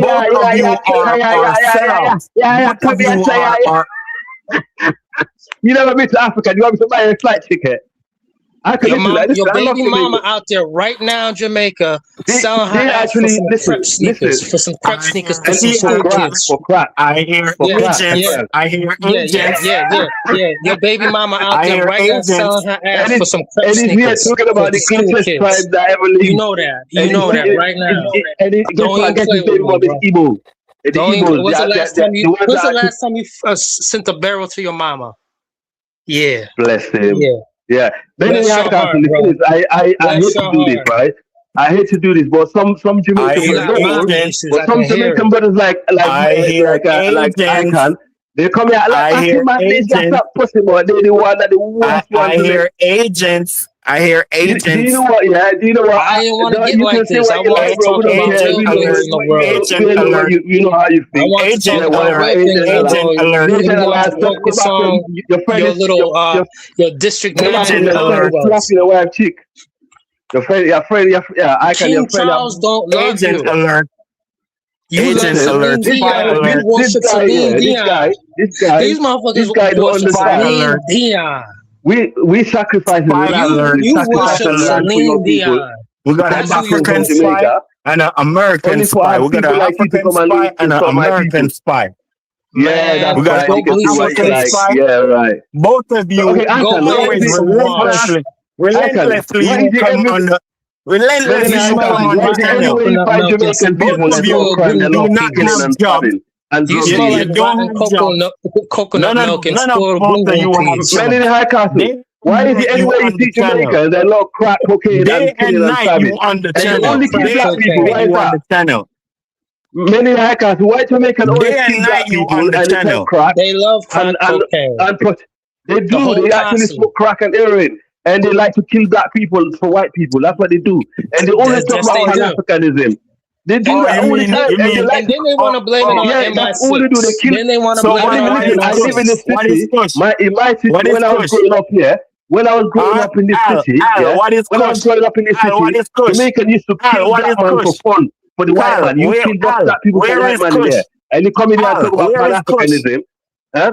Al, Kush where is come the from Kush? Jamaica. Where is Kush? In your dreadlocks. Where In is your dreadlocks Kush? right now. Smoke it. It's in your Where is dreadlocks. Kush? Smoke it. On Where your is dread. Kush? Smoke it.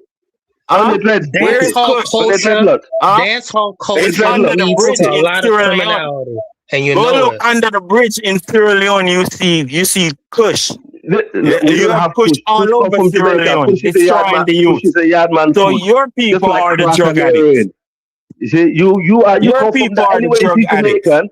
Oh yeah, Liberia Rastafari, but you go and killing black people for white man. fucking You sell out, man. You sell out. Liberia and You're Bubble Head, man. You're Bubble Head. Bubble, you know what Bubble Head is?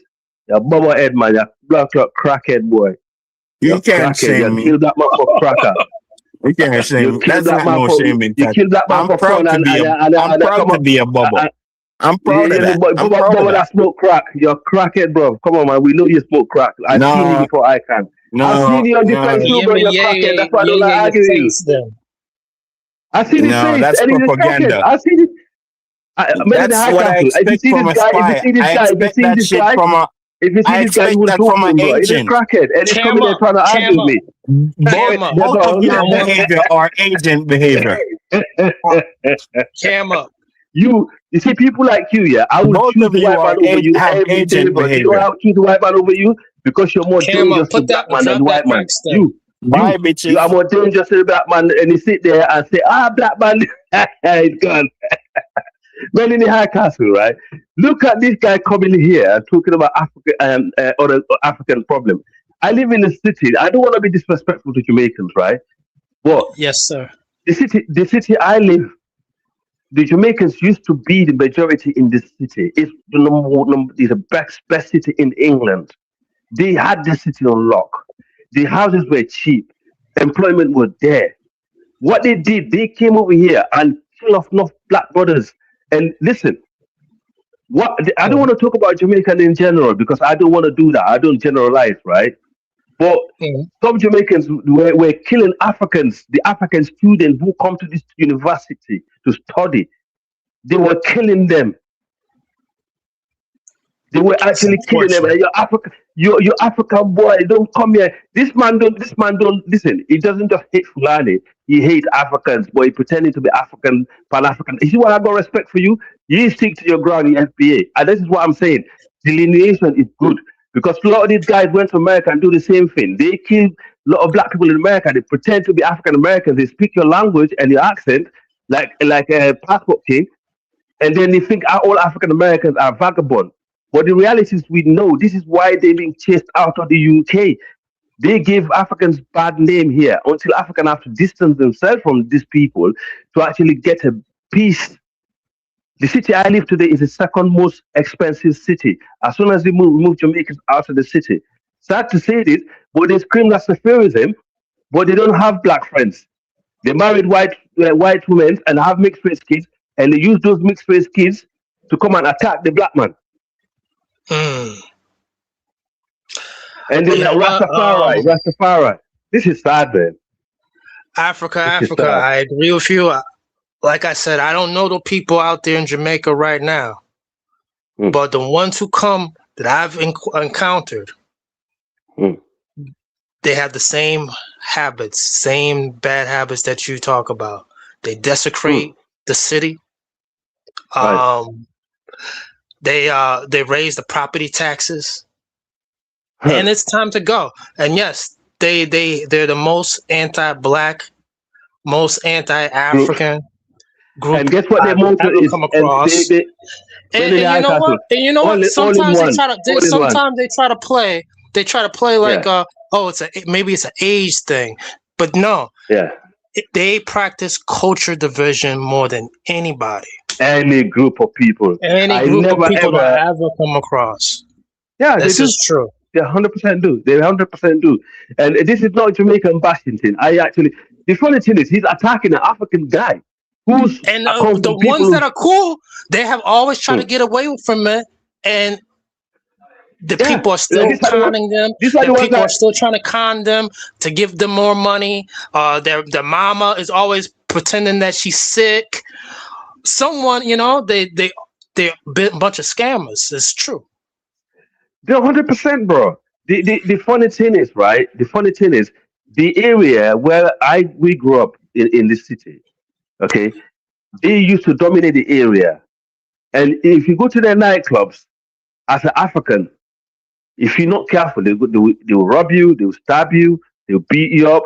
And guess what? They will bring white youths to come and do that to you, and they laugh at you. And then if you talk about anything, they're like, oh, we're all in one. That means, oh, it's in fact, if you see some Jamaica, they'll tell you, my grandmother is Scottish. I got Indian. They'll say anything about them except being African. You understand? And the only thing that they don't like, and they say a monkey face. And the first people I ever had called me monkey face in Europe, not from the white man, they came from Jamaican. And I've been living in the UK for how many years? I never had a single problem with a white person. The only problem I ever had in the UK is from Jamaicans. Let's See be honest. what they like to do out here. They like to dip their blades in garlic juice. You know why? And So no when in the Jamaicans are nightclub, like they this. dip in on garlic juice for a long time. They soak the blade in garlic juice, and then they catch the person in the nightclub. They say that the blade, when it's dipped in soaked in garlic juice, no one can feel the stab wounds. Yeah. They love that 100%, stuff. 100%. And the British people, the white British who own this land, they say it to us that we don't mind other people coming here. We don't have problems, but we have problems with the Jamaicans because when we were growing up with them, what they did to the neighborhood, how they terrorize it, we have to change the laws. We have to change the laws. And I thought the Windward people, I thought they was all gone. I thought they sent them back. The Windrush. No? The Windrush they're still here. They're still here. But the thing is, in my area, what they was doing, they was attacking the Somali community and the African community. Okay? But today, they're all gone. Hardly you can't find they're all gone. The only way they survive right now is by renting from the African community and the Somali community to survive in the city. Most of them are gone because they messed it up. I said they used to attack us. In fact, the white people used to help us against them. The white people used to stand up for us against them. Can you imagine that? Wow. Can you imagine? And the people are actually going about Pan-Africanism on the internet all the time, and Rastafari and this, and the amount of stuff that we got from them. I always see a white girl as a Rastafari right now. I see more and more. Yeah. Let's move on. But anyway, let me tell you. Let's go back. Netherlands. Let's go back to the topic anyway. Let's go back to the topic, okay? Yes. You see, in West Africa, you have two countries that you can call Pan-African countries. It's Sierra Leone and Liberia. Okay. So Sierra Leone was part of Guinea, Republic of Guinea. This guy is insulting just now. Okay. When the British wanted to bring your FBA's brothers back, okay, because the United Kingdom, okay, colonized America back in the days, okay. So they call them the loyalists, the black slaves who fought for the British to keep America under the crown, okay. When the British lost that war and America gained independence, the British brought these slaves back with them to the UK and Canada. Okay, some of them happen to be Maroons from Jamaica. Some of them happen to be African Americans. Some of them happen to be from Nova Scotia, where you call Canada today. The only part in the entire African continent that said, okay, yeah, we're happy to lose a slice of our piece of land and let these brothers come back and settle, even though it was a British project, it was the people of my region that he's coming here to insult. So Sierra Leone was carved away by a Temene king and gave it to the British. So they brought the slaves back. The area that they call Freetown today. Okay. So Liberia was just a dumping ground. for slaves from the US. Yes. Over the years, have you ever heard of the Lord Dunmore Proclamation? At the time, it fits into what you spoke about the ones who signed the paperwork, the promissory notes with the British. Hey, you could come to these other territories of ours if you fight. This is this is true. You're talking accurate stuff. Yes. Yeah. So these are the Pan-African. These are okay because of those loyalist people. Because those loyalists, they were given home in London and Canada and different areas. But because some of them complain about racism and about the weather here and stuff like that, so the British said, okay, because you've been loyal to us, you help us fight this war, even though we lost the war, but let's find somewhere suitable for you guys. So they wanted to go back to Africa. So that's when that Sierra Leone was formed. Sierra Leone became a protectorate by the British. And then, because of that issue also, William Wilberforce of the United Kingdom, who was an Englishman, used that as a tool to lobby to the parliament to start stopping slavery. So he went and built a fort. Yeah, he went and so your FBA ancestors. This is your FBA ancestors' history here, bro. Okay, and some of the Maroons. They formed that Wilberforce base in the area called Wilberforce in Freetown today to stop slavery being transferred to America, because the black Africans were still selling slaves even after the white man told them stop selling your own. So you take a white man and the black loyalists who I mentioned earlier to stop slavery in Africa. So tell me this, if these are not the first Pan-Africanists. People like Michael Garvey, they just preach, they have an act. These are the people. And also, when the Europeans came to West Africa, the people that fought against them and lost their life was Samori Toure, Alpha Yaya Jallow. Samori Toure is a Mandinka, Alpha Yaya Jallow is a Fula, Sengbe Pierre is a Mende, Baibura is a Timni. Okay? These are the people that fought and lost their life against the Europeans to secure their land.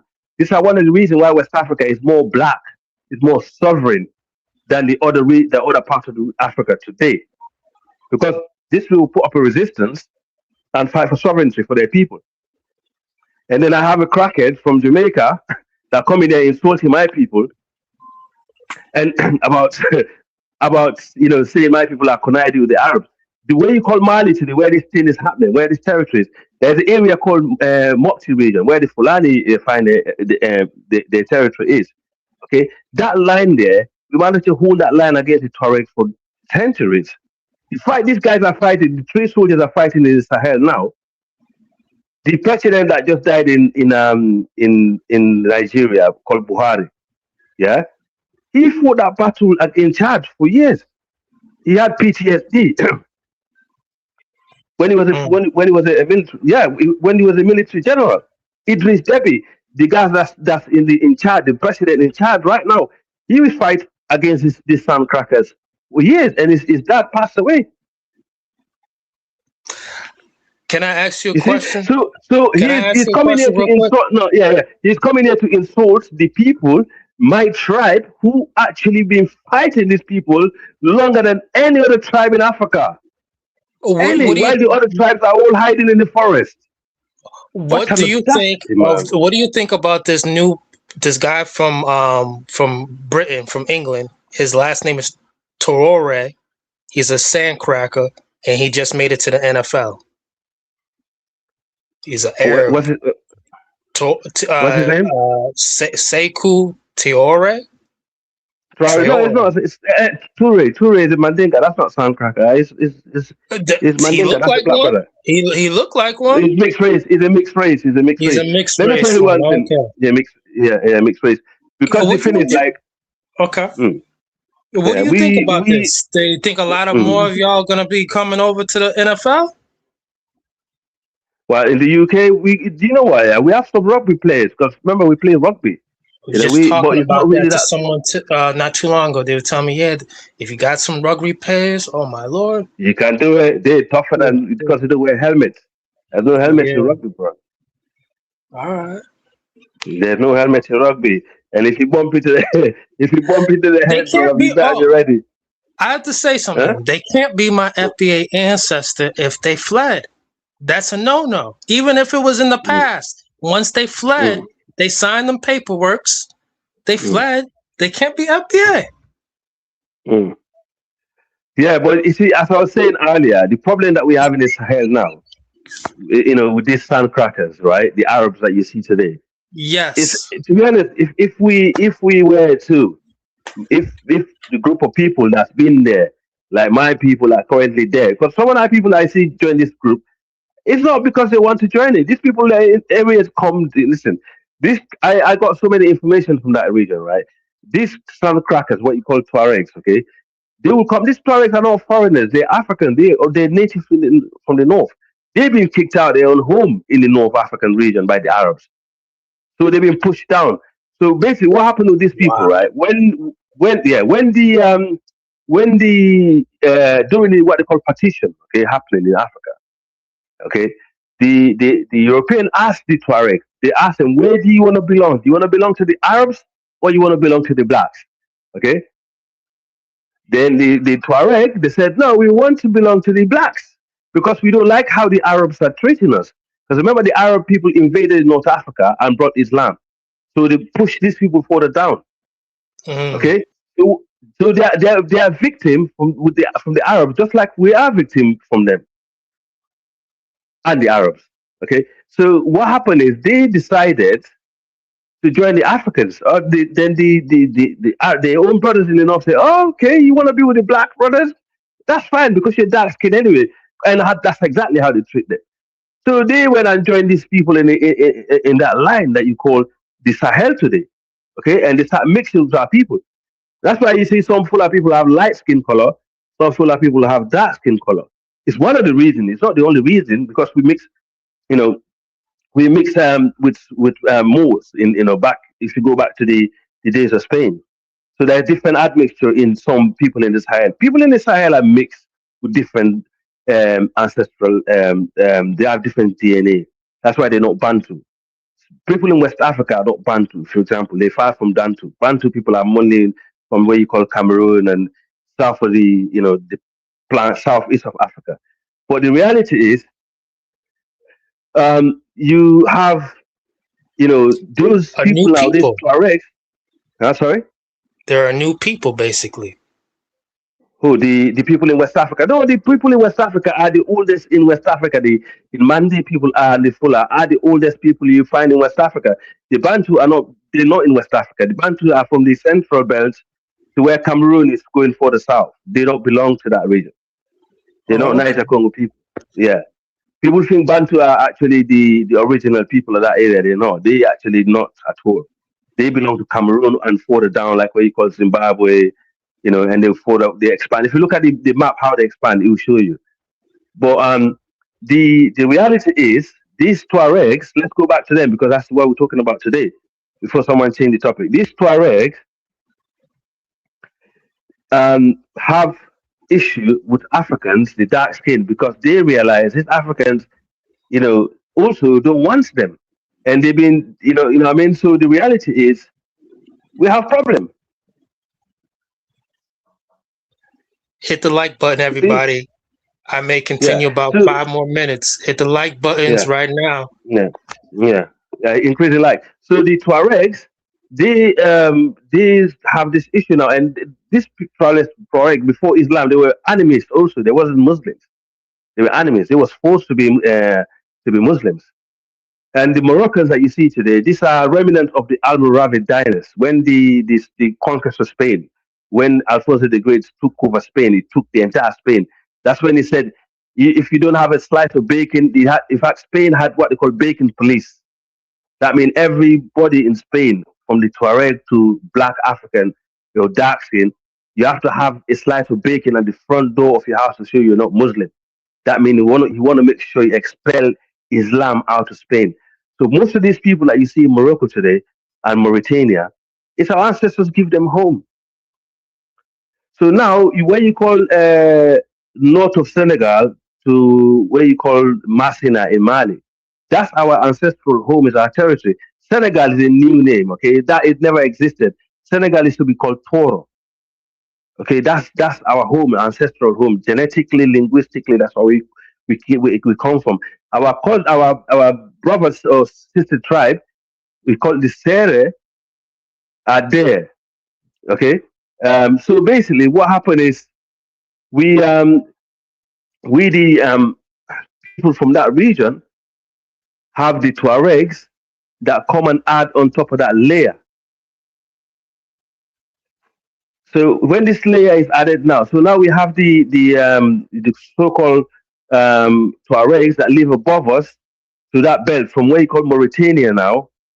Then you have northern Mali, and then you go Niger Republic, and all the way to Chad. So you can see how these things um, basically came to play. But the thing is, this the same Arab people who conquered the Tuaregs' land are still forcing they're still forcing the Tuaregs to come further down. And you can see the play of Algeria. Algeria is helping them to actually advance their goal. But at the same time, we know color play into it, mineral resources play into it. Um, at the same time, geopolitics play into it. All right, I'm back. So that's I'm yeah, back. yeah. African goddess, Yeah. thank you So for 1,000 naira. Go ahead, Africa. Then I'll let Bang speak. Go ahead, Africa. yeah, yeah. So that's the play that that's going on in the Sahel, and also we have, the French who came into play, and obviously the colonial masters like the French, the who colonized most of the Sahel today come into play, and this is the reality. And obviously, people in the Sahel wanted sovereignty by choosing their own partner they wish. They don't want their destiny to be held by a foreigner anymore. They want their own independence. So we got to give them that respect. Let them choose their own future and their own destiny.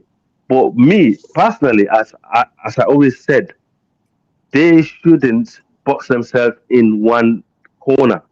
They shouldn't, because you see what happened now, with the issue in Mali, because they're trying to and they was trying to overthrow him. The guy in Mali was trying to be kicked out. Okay, and they should actually work with other partners who are good at fighting. These people in the ground who have proven track record to do it. I'll pass the mic for now, Dennis. Thank you. Okay, go ahead, Bang. Yeah, Dennis, man, how you doing? Africa, how you doing, man? Yeah, greetings, You man. and that Jamaican guy, man, always bump heads, man. That Nah, Ike, man. yeah, but Yeah, it's he's sometimes when in a place like this, you're gonna get all kind of characters, bro. yeah. But anyway, that's a good question, Dennis, man. With France and Algeria, the other third party I'll mention that's playing heavy hand in this is Ukraine. Ukraine are playing heavy hand in this as well. Remember doing Joe Biden when he was in power, right? Ukrainian they attack a city in Russia, right, and capture a small city in Russia, right, and then you had the you had the people at that time, on social media, happy and joyful, and then Ukraine was all over the news back. They're going to use that as a leverage against Russia, right? So instead of them focus on protecting their line, they took a great amount of their soldiers, arms as well, just to capture this piece of land in Russia that wasn't going to help them at all, right?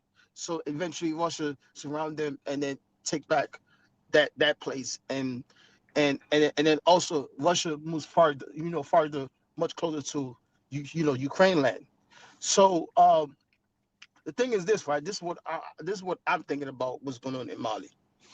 Um, since the two groups, right, so-called, because they are terrorists. Well, man, what am I saying? So-called terrorists.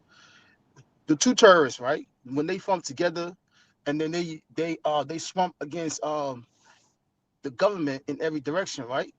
But the great thing was the Malian government did survive, and right now as we speak, they moving slowly and slowly, right? Kadal is still under the T groups.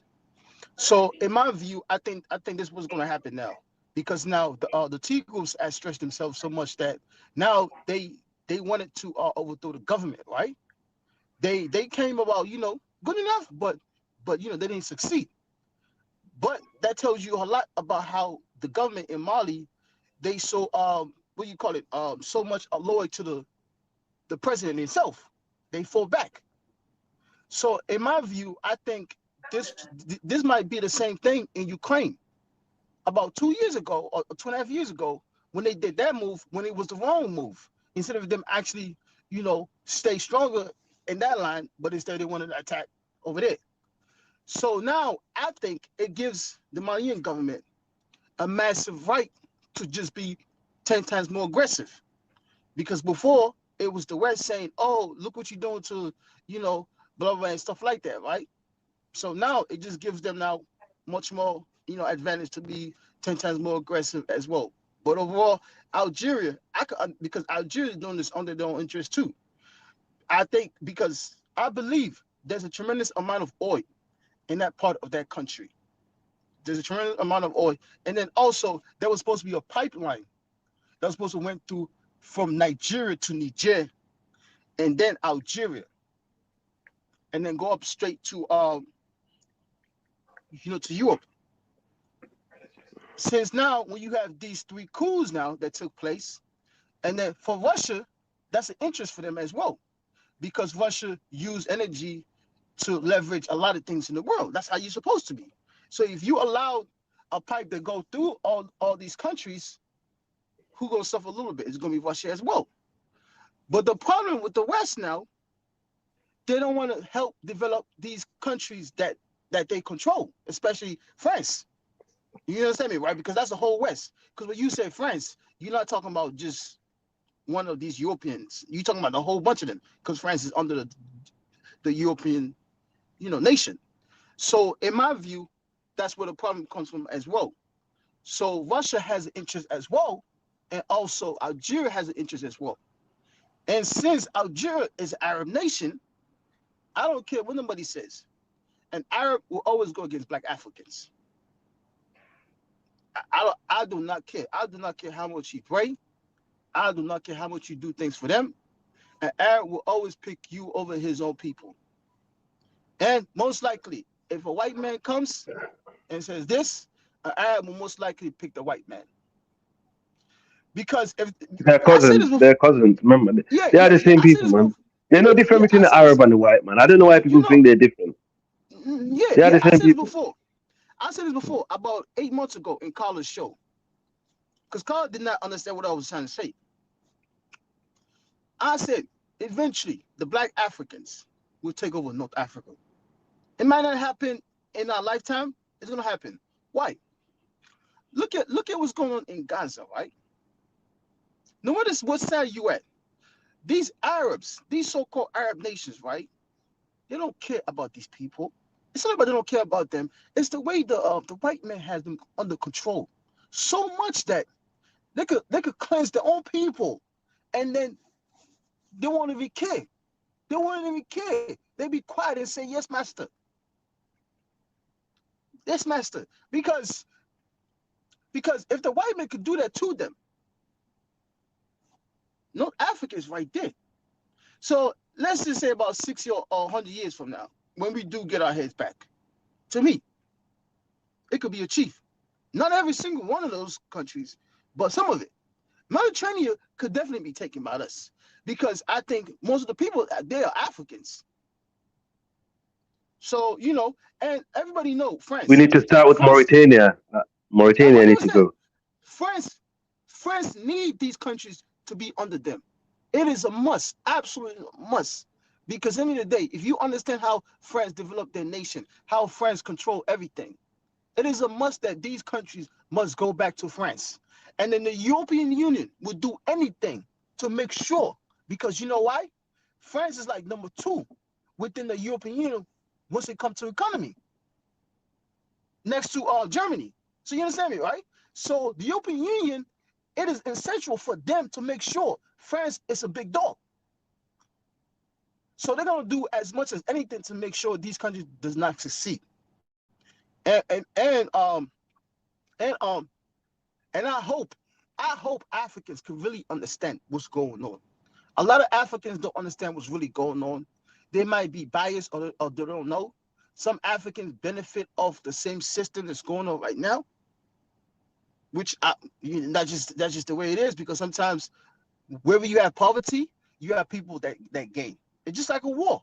Whatever there's a war, you got people that make money. You got people that don't make money at all. You got people that lose life as well. So I mentioned this couple weeks ago, couple months ago to somebody else. I said Africa is in war. West Africa is in war. This is our war right here. If people don't understand this war, that's really what's going on. Because if you're gonna complain about Africa needs to be developed, we can't still continue on the same track. Because you look at it, African politicians are very criminal. I mean, these men and these women, they know they could at least develop the country in a way respectful, but they don't. They don't do nothing. I mean, it's like, wow, poverty. Oh, let me go to Europe. Oh, let me go to America. How? When our population is grown, within the next 50 years, we're gonna be 2 billion. Where are you gonna have 2 billion at?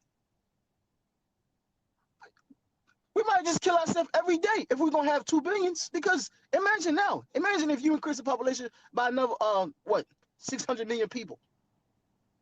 No job, no this and that, no electricity, no this and that, no this and that. I mean, it's gonna be a civil war. So to me, these men and these women are doing the right thing. Even though they took an L, but at least the L did not remove Assimi Goïta in power. So they slowly coming back together.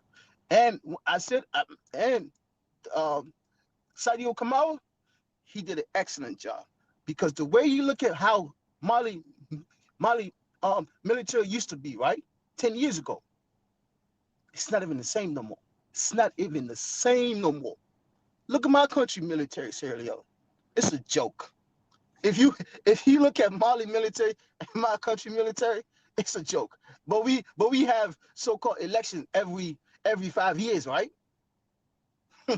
You know, so to me, his job was done well, and you could tell because Mali did sustain this attack that they had, because this attack was well formed, and then they had a bunch of technology in it as well. Ukraine is playing a massive role in this.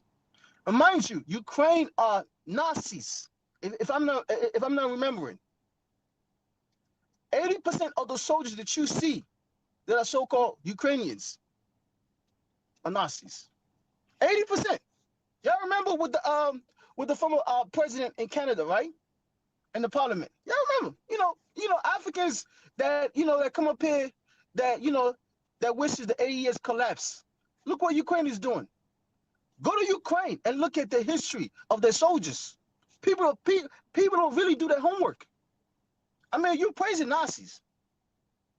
You know, some of the people that come up here and say all type of things about the AES, because look, and these people have never done nothing for their own countries.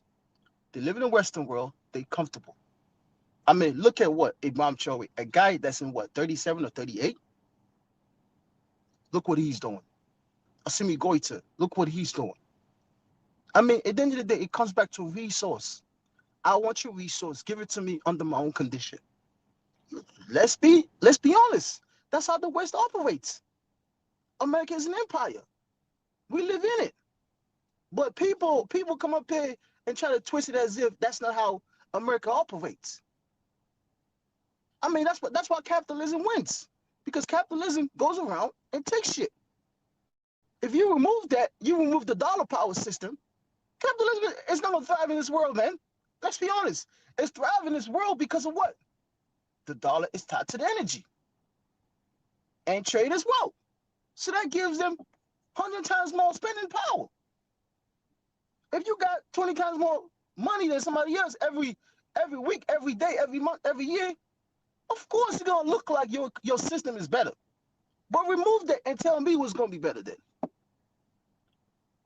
This is what people understand. But at the end of the day, the AES are going to come back stronger.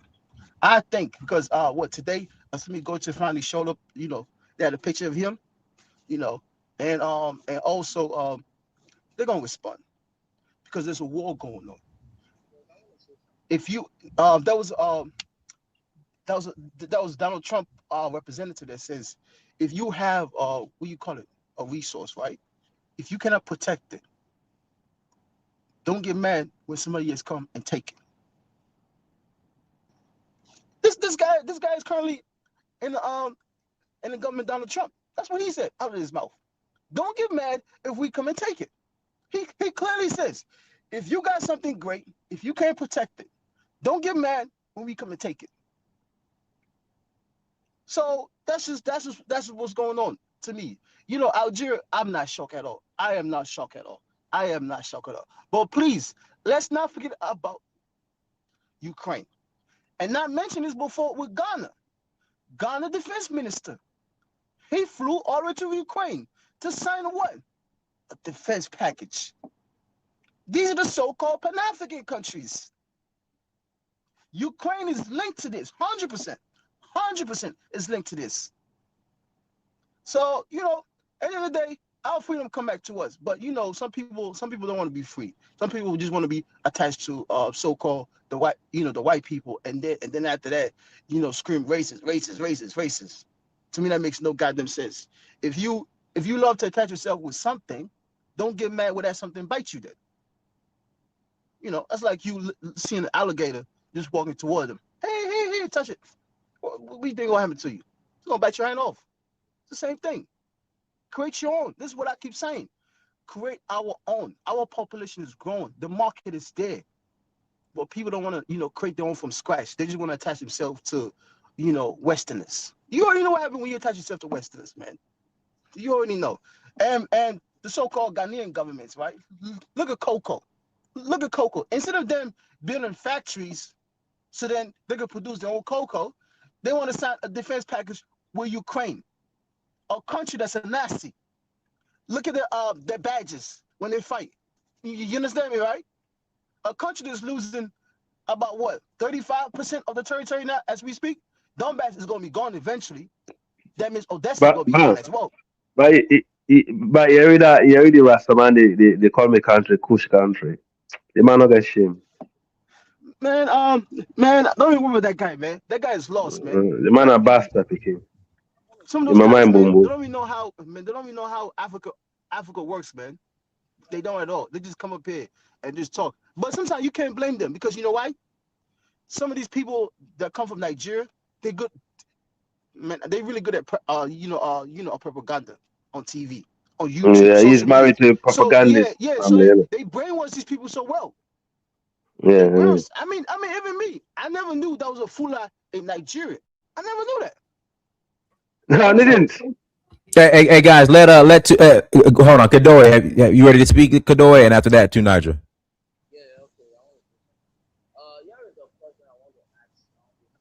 You're far away from your mic, hey, bro. We can't hear you.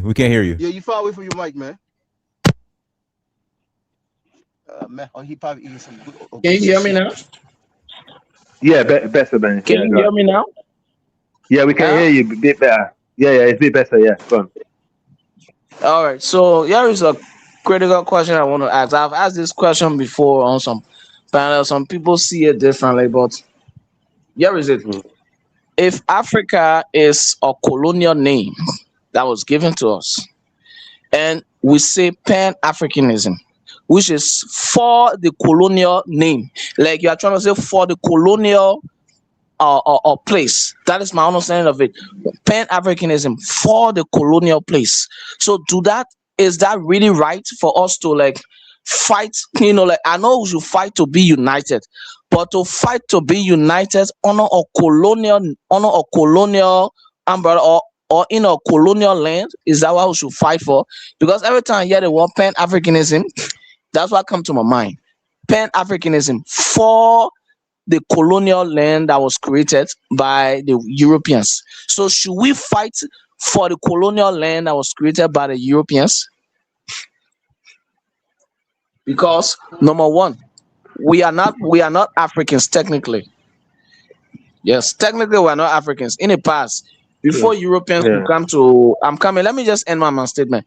before Europeans could come to Africa, like in the 15th century, 14th century, to like before they could come for for trade and to take some Africans from here and take them to the Western world and other things, before they could name this place, our people had names for themselves. Their name were Igbo, Yoruba, Fula, like Man tribe, the Man people, the Dan people, the Timni. So they were not Africans. So I think for a group of for like whenever a group of people want to unite and fight for a cause, they should know what they are uniting for, and they should unite for a major honor a major for a major cause with one identity that is with with an identity that with their own identity. Man, sorry to cut No, you let off, it finish, man. Let me finish. They should unite with a cause and with their true identity. That is what they should unite with a cause and with their true identity. The African identity is not our true identity. So when we say Pan-Africanism, is like you are trying to say for the colonial land. Man, No, good point. Hold on. Yeah. Africa. Man, what's everything you just said? What's that got to do with the title? That you know what I'm saying, like the discussion. No, but he's but he's right. It doesn't matter. Bang, I'm coming. Bang. No, come on, man. Bang. Wait, calm down now, Bang. We are having conversation. Address the topic, man. I came here today on the show and I addressed the topic today, Bang. I addressed the topic. Talk about it earlier. I think he responded to what Icon was trying to speak. Yes. I understand. So the reason why you see I'm talking about this now is because when you guys were talking just now, you mentioned the word Pan-Africanism, and throughout this show, people have been saying Pan-Africanism. This is just a hint of a wise I'm bringing. This is just a hint of a wise. I'm not trying to come up to change the topic. I came here today and I talk about the topic. I agree. You come from the Mano tribe, right? Wait, bang. Before Dennis pass the mic, let me make this quick, right? You come from the Mano tribe, right? You from the Mano people, the Fula, the Mandenka, the Manding people, okay? You see, like when you call Sierra Leone, Guinea, Ivory Coast, Liberia, yeah. Today, it used to be one kingdom called the Koya Kingdom. Okay, the what? It's what the Koya Kingdom. Koya Kingdom. Koya Kingdom. Used to be the Koya, because I want to research it and learn about it. What is it? How you spell Koya? Koyah. Koya Kingdom. Research and learn about it and come back, all right? So your people, your ancestors and my ancestors and the Manding and the people in Sierra Leone, Guinea, Liberia and Ivory Coast, they used to be under this kingdom before the European split these lands. And the Mano River revitalization of the Mano River Union, you belong to the tribe who actually populated that area, the Mano River. Okay, and they were spring between the borders. So you are right. When you say Africans and who are Africans, and these are the people who can actually claim to be native West African around that group, like the Limba, the Fula, the Manos, the Mande. Because the Mande come under different groups. The Mandinka, the Mende, the Shabro, the Soninke, and they come under this group, right? So basically, the Koya Kingdom is what we used to be. We used to be Koya. We used to live under one king before the Europeans, and before that, we had different kingdoms. So West Africa has always been kingdoms. It's never been countries. And these so-called Pan-Africans, I don't understand where these people are coming from in the concept. In fact, when you ask them to explain what you mean by Pan-Africanism, they can't really explain it. It's always kumbaya talk. The behavior doesn't even sound Pan-African. That is not what Pan-African is, man. What are you talking about? That is not Pan-African is. No. Well, okay. All right, then what is Pan-African? What Pan-African is? You know what a Pan-African is, man. Simple. Come on now. I understand the advance of the African, the sub-Sahara. No. It's not about I know. There are different school of thought in this Pan-Africanism. You ask. You smart enough to if you ask, there's some crazy guy that says such a thing, you know exactly they're wrong. That's not what Pan-African is. You understand it, right? Pan-Africanism have different school of thought. Are you aware of that? What do you mean? The only the bang the concept of what we call Pan-Africanism today, to what used to be what used to be Africanism back in the days are not the same. That's what we're trying to say, bang. No.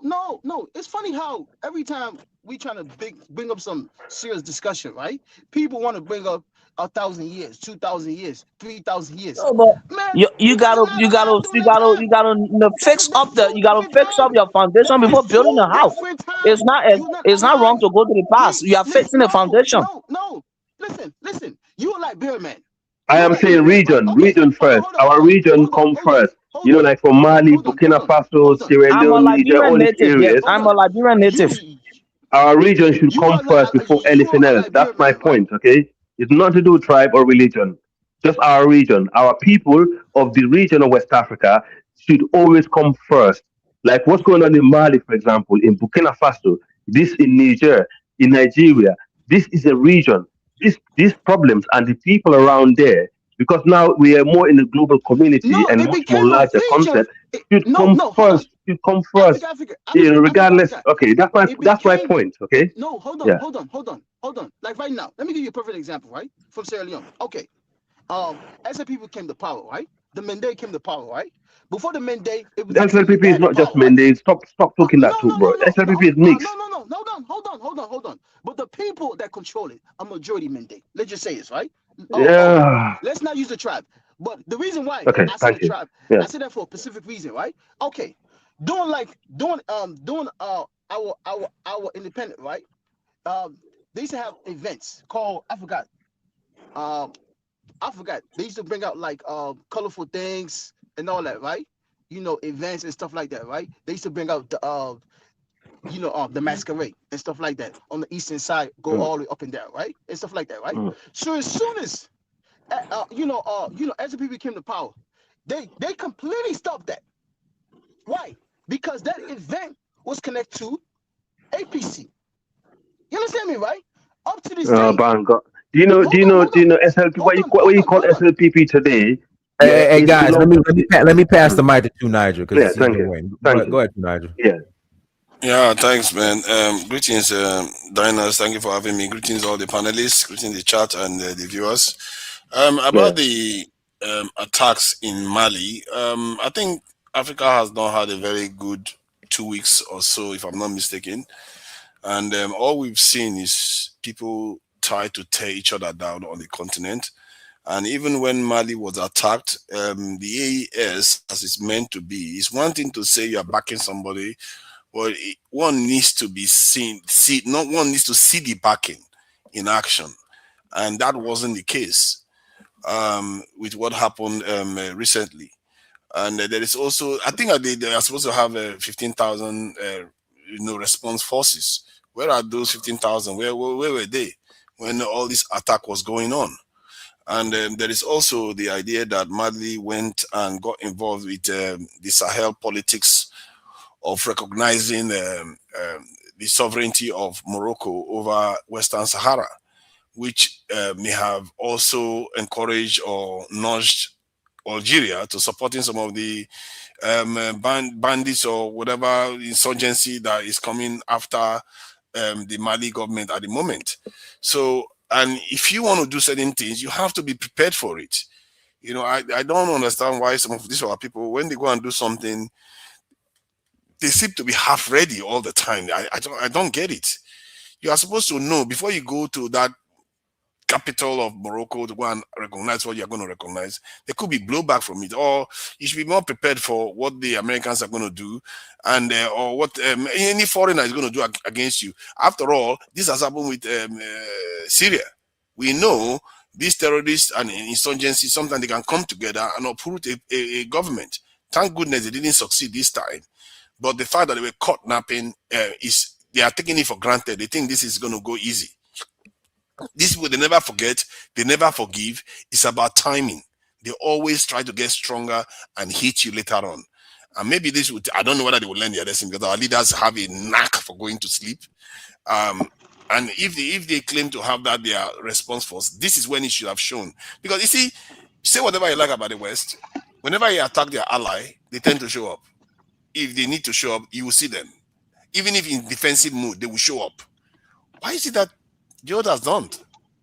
I have to say, I have to give it to the Russians. So unless they did try to stay, and the Malian forces did fight back, not like the Venezuelans that just let everything go slide. The Malian forces did fight back, but one needs to see more of the AES, because if AES had established themselves here and say, let's say the attack started an hour, within 6 hours you see AES soldiers show up there. That would be a sign, for the first time maybe, that African countries work together to defend themselves. Because what is going on in that Kandal area is the Tuaregs, and probably being encouraged by Moroccans, taking more territory from Black Africans. This is the name of the game, and they are already doing it in Sudan. They are all flowing further south, and we don't even perceive the threat for what it truly represents. We see it as, it's just one squabble over a town. No, it's not a squabble over a town. I gather that the French wanted to even break Mali in two once. That was partly the reason why this Goita came to power, because he feared that the French was trying to create two states out of Mali. The northern part with the Tuaregs, and the southern part with the rest of the Malian population, which are generally considered black. You see what I mean? So North Africa is already being taken into the Middle East. Now they want to start taking slices off the remaining part of Africa, keep coming further south and south. And all those people that think all those black people that think they are fighting for jihadists, sooner or later they're going to find that they will be fighting for their own lives too. And I really hope that what I saw wasn't true. That Burkina Faso, Niger, and Mali, they are working in lockstep, and their alliances is as strong as they claim on paper.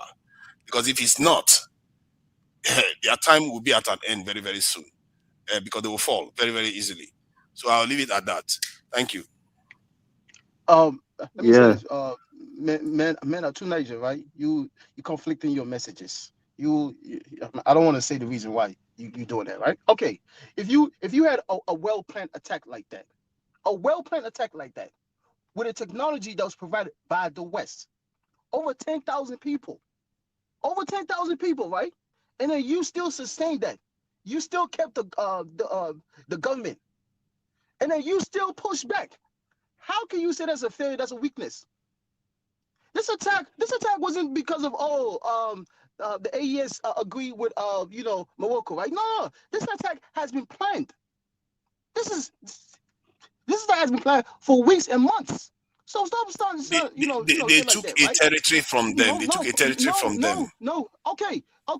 They so-called got hold of Kadal, right? Kadal was under these T groups for how many years? 9 years, right? What happened then? Then the Malian government took back away from it, so they can hold it for like a couple of days. No, they're taking it back again. That's my point. No. It's Kadal. I understand that what you're saying though, but did the government fail? Did the government collapse? Did they get a No, I did say the government did not collapse. Hold on. So which means now the agenda, the plan was to assassinate the president. They failed. And then the military fought back and pushed them back. They failed. No. But they were close. They took out the defense minister. They were too close. Hold on. No. This is over 10,000. 10,000 men. 10,000 men with technology as well that was provided by the West. They were too close. They took out a defense minister with a truck bomb. Where do they not have bunkers? They were too close or not, but did they achieve the goal? Do they not have bunkers? Did they achieve the goal? You link it up to Morocco. I agree that they did not achieve the goal. I told you they did not. So stop making a point that has already been made. We already know they didn't achieve the goals. Did they achieve the plan? Too close. No. That's the whole point. That's why I said this plan was put together very well. You could tell. But it's not. Hold on. It's not a new type of plan. That's it. That's what you should understand. It's not a new type. What do you mean? It's an old design. That's exactly what they did to Syria. How is that even new? They should be aware of this by now. Hold on. What you're saying is militaries, right? Or soldiers, or T groups, right? You telling me they don't copy from other people? They copy from other. That's my point. Okay, then you should have been prepared for it. That's my point. What do you mean? You should be prepared for it. If they fail, then you can. They are defending the indefensible. There is the Malian regime Man, into Morocco. Hold on, hold on. Let me just say this. Let me say this. The Malian regime went from their country to Morocco to go and recognize something that they know full well is a blood feud between the Moroccans and the Algerians. And you don't think there will be problems in that Kandal area where the Tuareg have influence over them? Stop trying to attach it to that. That plan was already being planned before that. Algeria I know was that. Working with the West. What are you trying to say? Stop it, man. No, I know that. My point is that. Listen. Okay. The whole thing is this, right? The West need this country back to them. Of course. You are Nigerian. Your soldiers flee the opposite way. Your soldiers flee the opposite way. Did you see Mali? No, it doesn't. Mali military fleeing the opposite way. Exactly. They're trying. Everybody's trying, man. All West Africa is trying. It's not easy fighting terrorism, bro. Fighting terrorism is not easy. Let me handle him. So hold on. Let me say this before you start comparing both of us. Hold on. Let me say this before you start comparing both of us. The terrorists in Nigeria don't hold any city. They don't hold any town. It's only outskirts and villages. So don't compare both. Okay. And sorry, my Mano brother, I meant the Mali Empire. Okay, the Mali Empire I was talking about. Yeah, go on. One second. Let me deal with this guy right here, right? Because and the Mano people are also part of the Manding people. He's one of the Nigerians that hide behind his religion. But he doesn't want to really say it. He's one of the Nigerians. He's real good at it. Okay, now you want to compare the Nigerian government, the Nigerian military. No, but bang. It's not easy the one that terrorism. brought Nigeria in. I didn't bring Nigeria in. You did. Because you said they fell. You said the military collapsed completely. I told you. I didn't say they collapsed completely. What is this guy talking about? No. I didn't say they collapsed completely. I said they should have been seen to be working together. That's what I said. What is wrong with this guy? Are you out of your mind? Yeah, it's. But bang, we understand the situation in Sahel is unique. It's unique because the way it's unique. I understand that. Okay, but you got to understand every situation when it comes to fighting terrorism is unique. Okay, and they're doing their best. And these guys are fighting against. They're fighting against really hardly any support in the Sahel. That's what makes it harder for them. But Tunisia is right. These terrorists, they haven't managed to capture any, their city or states in Nigeria. So, hold on. Do not compare these people versus the Nigerians. They're not the same. No, that's what I'm trying to say. The guys in the Sahel are brave soldiers and they're unique. And these are fighting all enemies from all fronts, which is very difficult to, and it's very difficult terrain also. And they're fighting. Don't forget, they're fighting a terrorist group that even NATO couldn't defeat. Even NATO was there for 10 years, they couldn't defeat these guys. That's how hard it is to fight these people. No. It's because of. I understand. We understand that. Don't make these arguments, pointless. Bro. You both making a good point. So let's just pass the mic. Let's leave it. Great point. He's not making a great point at all. Not a good point at all. He's not at all. He's not at all. Because I knew exactly where he started it. Look how he started it. That's my downfall. Your cousin Niger, just like it's on paper. Just like the fight. Come on, man. Are you kidding? Look at that. But Tunaja, I like the way you tell that woman on Dr. Damage's show, man. She's a sellout, bro. That woman needs to be checked, man. Yeah, that happens. She needs to be checked. I get you out of. She needs to. Yeah. Yeah, the woman I'm talking about. Precious, isn't it? She's dangerous, bro. She's dangerous. I don't like her. She's dangerous. You need to be checked. Yeah, I'm sure you're not going to like her because she likes to call her Fulanis and all those northerners, I'm sure. Nah, it's not. Let me tell you one thing, right? But let me tell you why I don't like her, okay? If she don't take criticism. If you criticize one little thing she said, and she'll shout over you and she'll go mad. If you agree to her, she'll be like, oh, yeah. You know what? I like the fact she's a woman. She's doing the job. Yeah, I admire that about her, okay? And it's not easy being a woman in this industry, right? And I admire her for that, big time. But what I noticed, like when she had David on her show, the way she took side, and that's not fair. You don't do that. Like the way you see Dynasty got his platform here, he don't take sides. You give his opinions now and again, and you just let everyone speak. He doesn't take side, but she takes sides, and that's not good. I don't like that. If that Where's shows she you from? actually trying to. She's Where's she from? Nigerian. She's Nigeria from Nigerian where? woman. Nigeria from Yo, where? let me come in I on don't this, know. huh? It's probably Igbo. Yeah, go on. Yeah, go on. Go on. Ah, those people. Some of those Yeah, people. so what I have to say, yeah, Mm. in regards to this, I Yeah. mean, most people don't realize how sophisticated these terrorists are, and They had I can drones. guarantee they're They getting had training.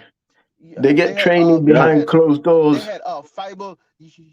They had fiber. Yeah, What yeah, you they've read, got fiber all drones this. and stuff like that with Yeah, Starlink. They had exactly. what do you call it? So hold up, hold satellites up, images hold as up, hold well. up, hold up. But let him So finish, they, man. they, they got all Nigerian this government, technology. They got all this Nigerian soldiers running technology. the opposite way. Where they're getting the Yeah, technology but let the from? man speak, brother. Please, make the man talk, man. Please. Yeah, man. Where they're getting the technology from, you know what I'm saying? So they seem to be Yeah. really sophisticated on the battlefield, you know what I'm saying? And being on the battlefield, it's not something which you can just wake up and be like a farmer and say, yeah, I'm gonna go on the battlefield. You know what I'm saying? You need some type of work. You need some type of training. You know what I'm saying? And I'm telling you, definitely, the Western countries are behind it. Not just France. There's others behind it as well, giving support in the background. You know what I'm saying? So 100%. at the moment, you gotta check France because they're bleeding. Without all these resources from the Sahel, they're bleeding. You know what I'm saying? They're really suffering. You know what I'm saying? So it's like right at this moment, it's like desperate mode. Like they are really desperate. You know what I'm saying? So they're doing everything, funding. You know what I'm saying? Funding these terrorists and everything else, so they can get a breakthrough. You know what I'm saying? Because I'll guarantee you, within the next say 3 or 5 years, you're gonna hear France has like completely collapsed, or there's something major has happened in France. You know what I'm saying? So right at the moment, it's really critical, and I absolutely think yes, there is some forces behind these terrorists, and supporting them and everything else. One thing as well, I want to come back to the discussion that you were talking about in terms of Pan-Africanism. And most people, no. Most people are saying, Pan-Africanism is like something which is just come up in the forefront, and basically prior to the colonial masters coming onto the continent, there was no such thing as Pan-Africanism, which is wrong. Pan-Africanism has always been on the continent, because Pan-Africanism is like, how can I put it? It's like bartering. Like the old system, the African old system, used to be kind of based on Pan-Africanism anyway. Love my neighbor. Communalism, I think something like that. Love my neighbor. Love my neighbor as I love myself. You know what I'm saying? So it's like bartering.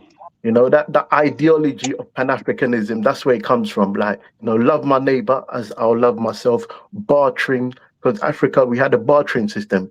There was obviously kingdoms and everything else, but we had like a common love, prior to all this tribalism, hyping tribalism wars. There was always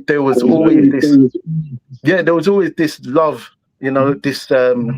this community spirit where we barter, like, in terms of trade. Yeah, like say for example, one kingdom wouldn't have rice, the other wouldn't have maybe say Zamani. They call it Zamani system. Zamani system. Yeah. So that system's always been there. That bartering system, that kind of Pan-African ideology, it's always been there. It may have not been called Pan-Africanism, but it's always been there. You know what I'm saying? In some type of different form.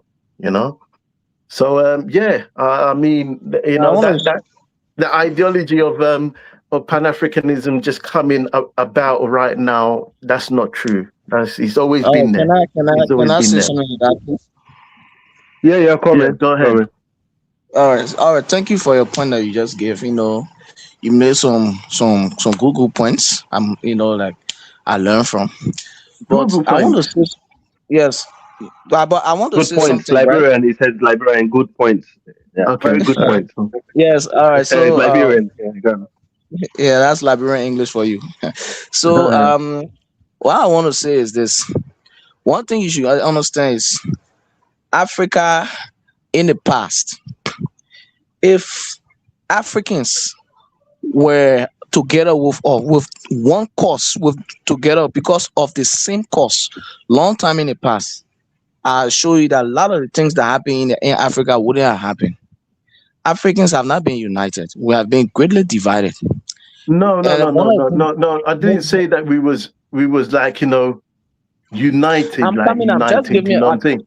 But You did not say we were united, right? What I'm saying, yeah, it's not always been where there's been tribalism, there's been war. There was at one point First where thing, they it are was. coming at. Let me just end so you can say what you want to say, please. Yeah. All right. So I know what you're trying to say, right? Yeah. Simply trying. The thing is this. First of all, let's get before. Let me first make you understand that there is positive tribalism and negative tribalism. And I'm not one of those from the school of thought that say that Africa should be divided. Everybody should just remain with their own tribal land. No, I'm against that. Because when you have group of people that are divided, it is easier to come among them, and it's easier to fight them and take what belongs to them. We all have one thing in common, which is we are all dark. We all have dark, and like majority of us on the continent will have dark skin. So, and around the world, we see that we have a lot of enemies, and that is a major cause for us to unite on. But what I'm still trying to say, you was talking about there have always been this form of this form of that, and the fact is, I just want to speak this based on facts. The fact is this: it have not been like that. The only time it have been like that, maybe sometimes when you see a certain powerful ethnic group that will wage war and create a large empire. That's when it happened. For example, the Mali Empire. I would have really appreciated it if Mansa Musa would have extended his empire down to other parts of Africa. It would have brought us together a long time.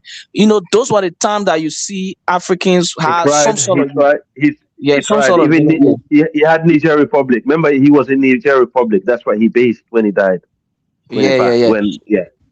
So he went far.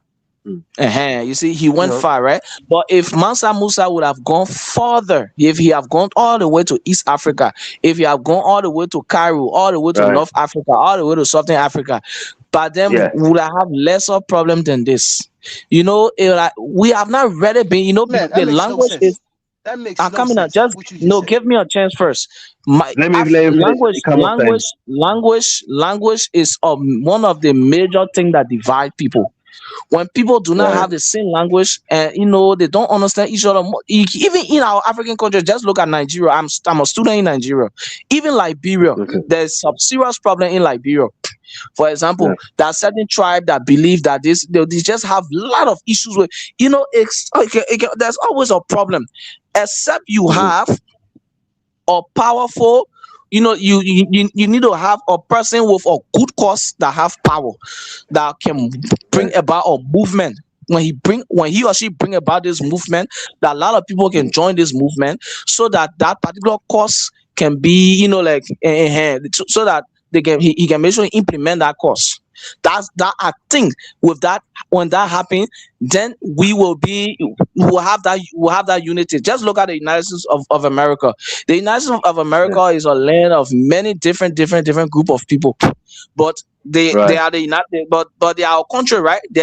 Even though they fight all day, they have this blame, this, that. They are a nation. What happened? It was a certain group of people from Europe with a cause that went there, and they fought there and took that land. Even though I may not agree with some of the things they did, but there's lesson we can learn from it.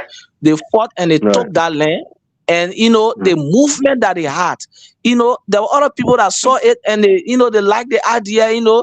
Some other states that was divided, they decided to join the United States, and they saw that movement. They for example, some the states of Texas and other places, they joined the United States. That was a good cause. It became a country. Right. Today they are one people. Make some point. Yes. Can I ask you a question? My whole point is Africa. It's never been tribalist. It's not always been like tribalist and where we've been warring. It's not always been like that. It's not that something is wrong. Let me tell you something. When you have people of different tribes and different ethnic groups, when you see them warring, it does not mean that they are inferior. No.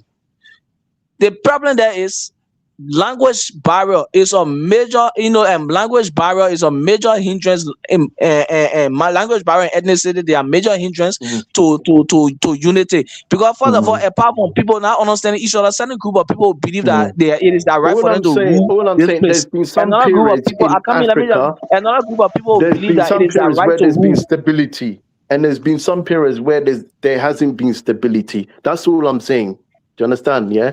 And in the periods where there was stability, we did manage to find a way of getting along. So can I just I was just establishing the fact that we have not been having that kind of unity, and the only way that kind of unity will happen is when we have. You have made your point. Yeah, Tunaja, let him finish. Yeah, go on. Go ahead. Go ahead. I want to hear why you want to say that. Yes. I wanted to say that it's not the language barrier that is the issue. It's our mindset that we don't tend to understand what is in our interest. Because if you look at the language barrier issue that you're addressing right now, we are speaking the same languages when we collaborated with British people to attack our fellow language speakers. Like the Yoruba people collaborated with the British to attack fellow Yoruba. The Igbo people did the same, and the South, all of them, they did the same. So it's not the language. Is we don't think strategically that okay, these people are actually coming from outside, and maybe we should see them as a threat. And if you look at black people all over the world, the way we behave as if everybody around us that is not us have somehow an interest in our well-being for some reason. We should have realized a lot earlier that all we have is our own self. Instead of fighting each other all the time, we act as if because somebody speaks a different language, it means that we cannot work together. Yes, we can. Europeans work together all the time, even when they slaughter each other in the millions. They work together all the time, and they speak different languages on top of it. So I don't think language is the real reason why we don't get on. It's just that our mentality is. It's not the reason, Tunaja, but it can help if we speak one language. Yeah, it will help, but we a lot of people spoke the same language when we encourage Europeans to destroy our kingdoms, isn't it? That's the problem. We don't seem to think strategically. Maybe because earlier on we didn't know about the rest of the world, so we didn't understand what was happening to us. But now we do. What is our excuse? Why do we keep always thinking nationality, being against the other nation? And let's face it, in my own estimation, this division that you see on the continent right now is not a very big one. Where the real problem is that we don't have a common challenge, a common enemy, or somebody, or a common rival out there that we have to fight against or we have to resist. If we like when we were resisting South Africa, most Africans were united. You see what I mean? So we don't have that anymore. So we just seem to be floating in the wilderness, and Europeans are very clever. They don't want to wake us up to that. If let's say Nigeria or Kenya or South Africa was invaded by South Africa, this in US today, you will see the behavior will change. Africans will change immediately. You will see their security outlook will change. Our unity will increase, and our cohesion will even be better. But we have not had that opportunity. So if there is another way to do it, you can come up with a plan, because I don't have that plan yet. So I've got a question for Africa. I've got a question for Africa. Right? I said that. Yeah, go on. I said that. Let him ask you questions. Yo, it's God's gift. I've got a question for Africa. Yo, yeah, go on. Africa. Yeah, Africa. Yeah. Yes, brother. So, to me, what you were discussing earlier on, with IK, ICAN, yeah. ICAN, that's it, yeah. Like, I want you to answer me this question, Okay. You give me your honest answer, Okay. Why is it that, like every type of conflict on the continent has got like, you know, Fulanese involved. Why is that? Why is that? Can you answer me that? Yeah, you know what? When someone like you that actually, I'm so glad you asked me this question in a very respectful and you know intrusive manner that you want to know. You know, I don't have 100% answer to the question, but what I would tell you, if you look at the line of the Sahel, okay, it starts from Sudan, okay, it starts Sudan, you go to Chad, you go to Niger Republic, it comes to Mali, and it passes to Burkina and to where Mauritania is. These are, if you look at the line of the Fulani, their territory, it's spread along that. It's spread along that region. Okay. So and also if you look at on top of those lines, you find the what you call the Tuaregs. Okay, and also like it depends on, like, for example, like Mali, you know, it's not just the Fulani involved in there. You have the Bambara, you have different other tribes in there. You can see that anyway straight away, and you can see the Northerners who are the Aswad. If you go to Nigeria, you find the Fulani in there, you find the Hausa in there, you find the Songhai in there. But what I'm thinking, yeah. No. Why is it? Hold on. No, but Bang, let me the man talk. So do you know, for example, if you have a war, if there's a war in the area, these people are they came from outside with their agenda and their machinery and their weaponry. Okay, so what they do, they'll come to a town. Okay, what they would do most of the time, I was in the war in Sierra Leone. What happened is they used to come to town, they will kill most of the useless people, and they will capture the young ones, and they will train them to join into fights, and they will brainwash them. They give them drugs. They pay them. Is that what you're saying happening to like Fullers or what? To some of them. Because you know what? Let me tell you something. Let me tell you something. Yeah. Please. Yeah, but let me talk to him. You can come after him. You know, he's asking a very important question. So. No, I know what you're trying to tell me. But you're not giving him what he wants. I know why he asked that question. Hold on. So look. No, this is what I have to say. This is what I have to say extra. Yeah. This is what I have to say extra. Yeah. Now. Go on. From my observation. Yeah. Like, you know, my like point of view. Yeah. Like Fullers. Yeah. Have like, you know, since from Timbuktu, you know, them the Mali days. Yeah. So these are the Mali Empire. They have contributed, to Africa. Yeah, they have, you know, way before that. Boy, yeah, go on. Yeah. They used to be actually great people. Like they used to have some good scholars. Do you understand? Yeah, they still are also. But the problem is somewhere along the line, it's like it's gone haywire. Okay. Do you understand? Somewhere along the line, it's gone haywire. Where they're doing something else. Do you understand? Where it's like the nature has become deceptive. No. Let me. Do you understand? It's religious based now. Do you understand? Religious base has infiltrated, the minds of Fulanese, where they, you know, where it's like they want to go against their brothers on the continent. Do you understand? Hold on, the British accent. Hold on. Okay, no, wait. No, Bang. You can let me just respond to him. You can come after me. I promise you, come after me. Please. You're gonna go back to history. They've had some good scholars, man. They've had some good scholars. Nation that is barely 50 million in West Africa, and we are talking about them as if they are special. This is ridiculous. I don't know why you obsess over No, but most of the conflict revolves around. Do you understand? No, it's not just them. It's not just them. Are they the Tuaregs that are attacking them right now? I know it's not just them, but it's not. It's listen. Okay, let me just respond. Let me just pass. I know it's fine. Don't take it offensive. Listen, man. Don't take everything offensive online. I'm begging you. No. We're not taking it. It's not about taking it offensive, bro. The reality is, there is. Oh my God. The man. But one at a time, and I'll listen to both of your opinions. You can come after me. You can come after me, man. Okay. For example, in the Sahel, there's so many Fulani guys are dying in the war fighting against terrorism, and there's some Fulanis who actually been recruited in terrorism. There are a lot of Bambaras fighting with terrorism in the Sahel. There are a lot of Bambaras military guys doing the same thing.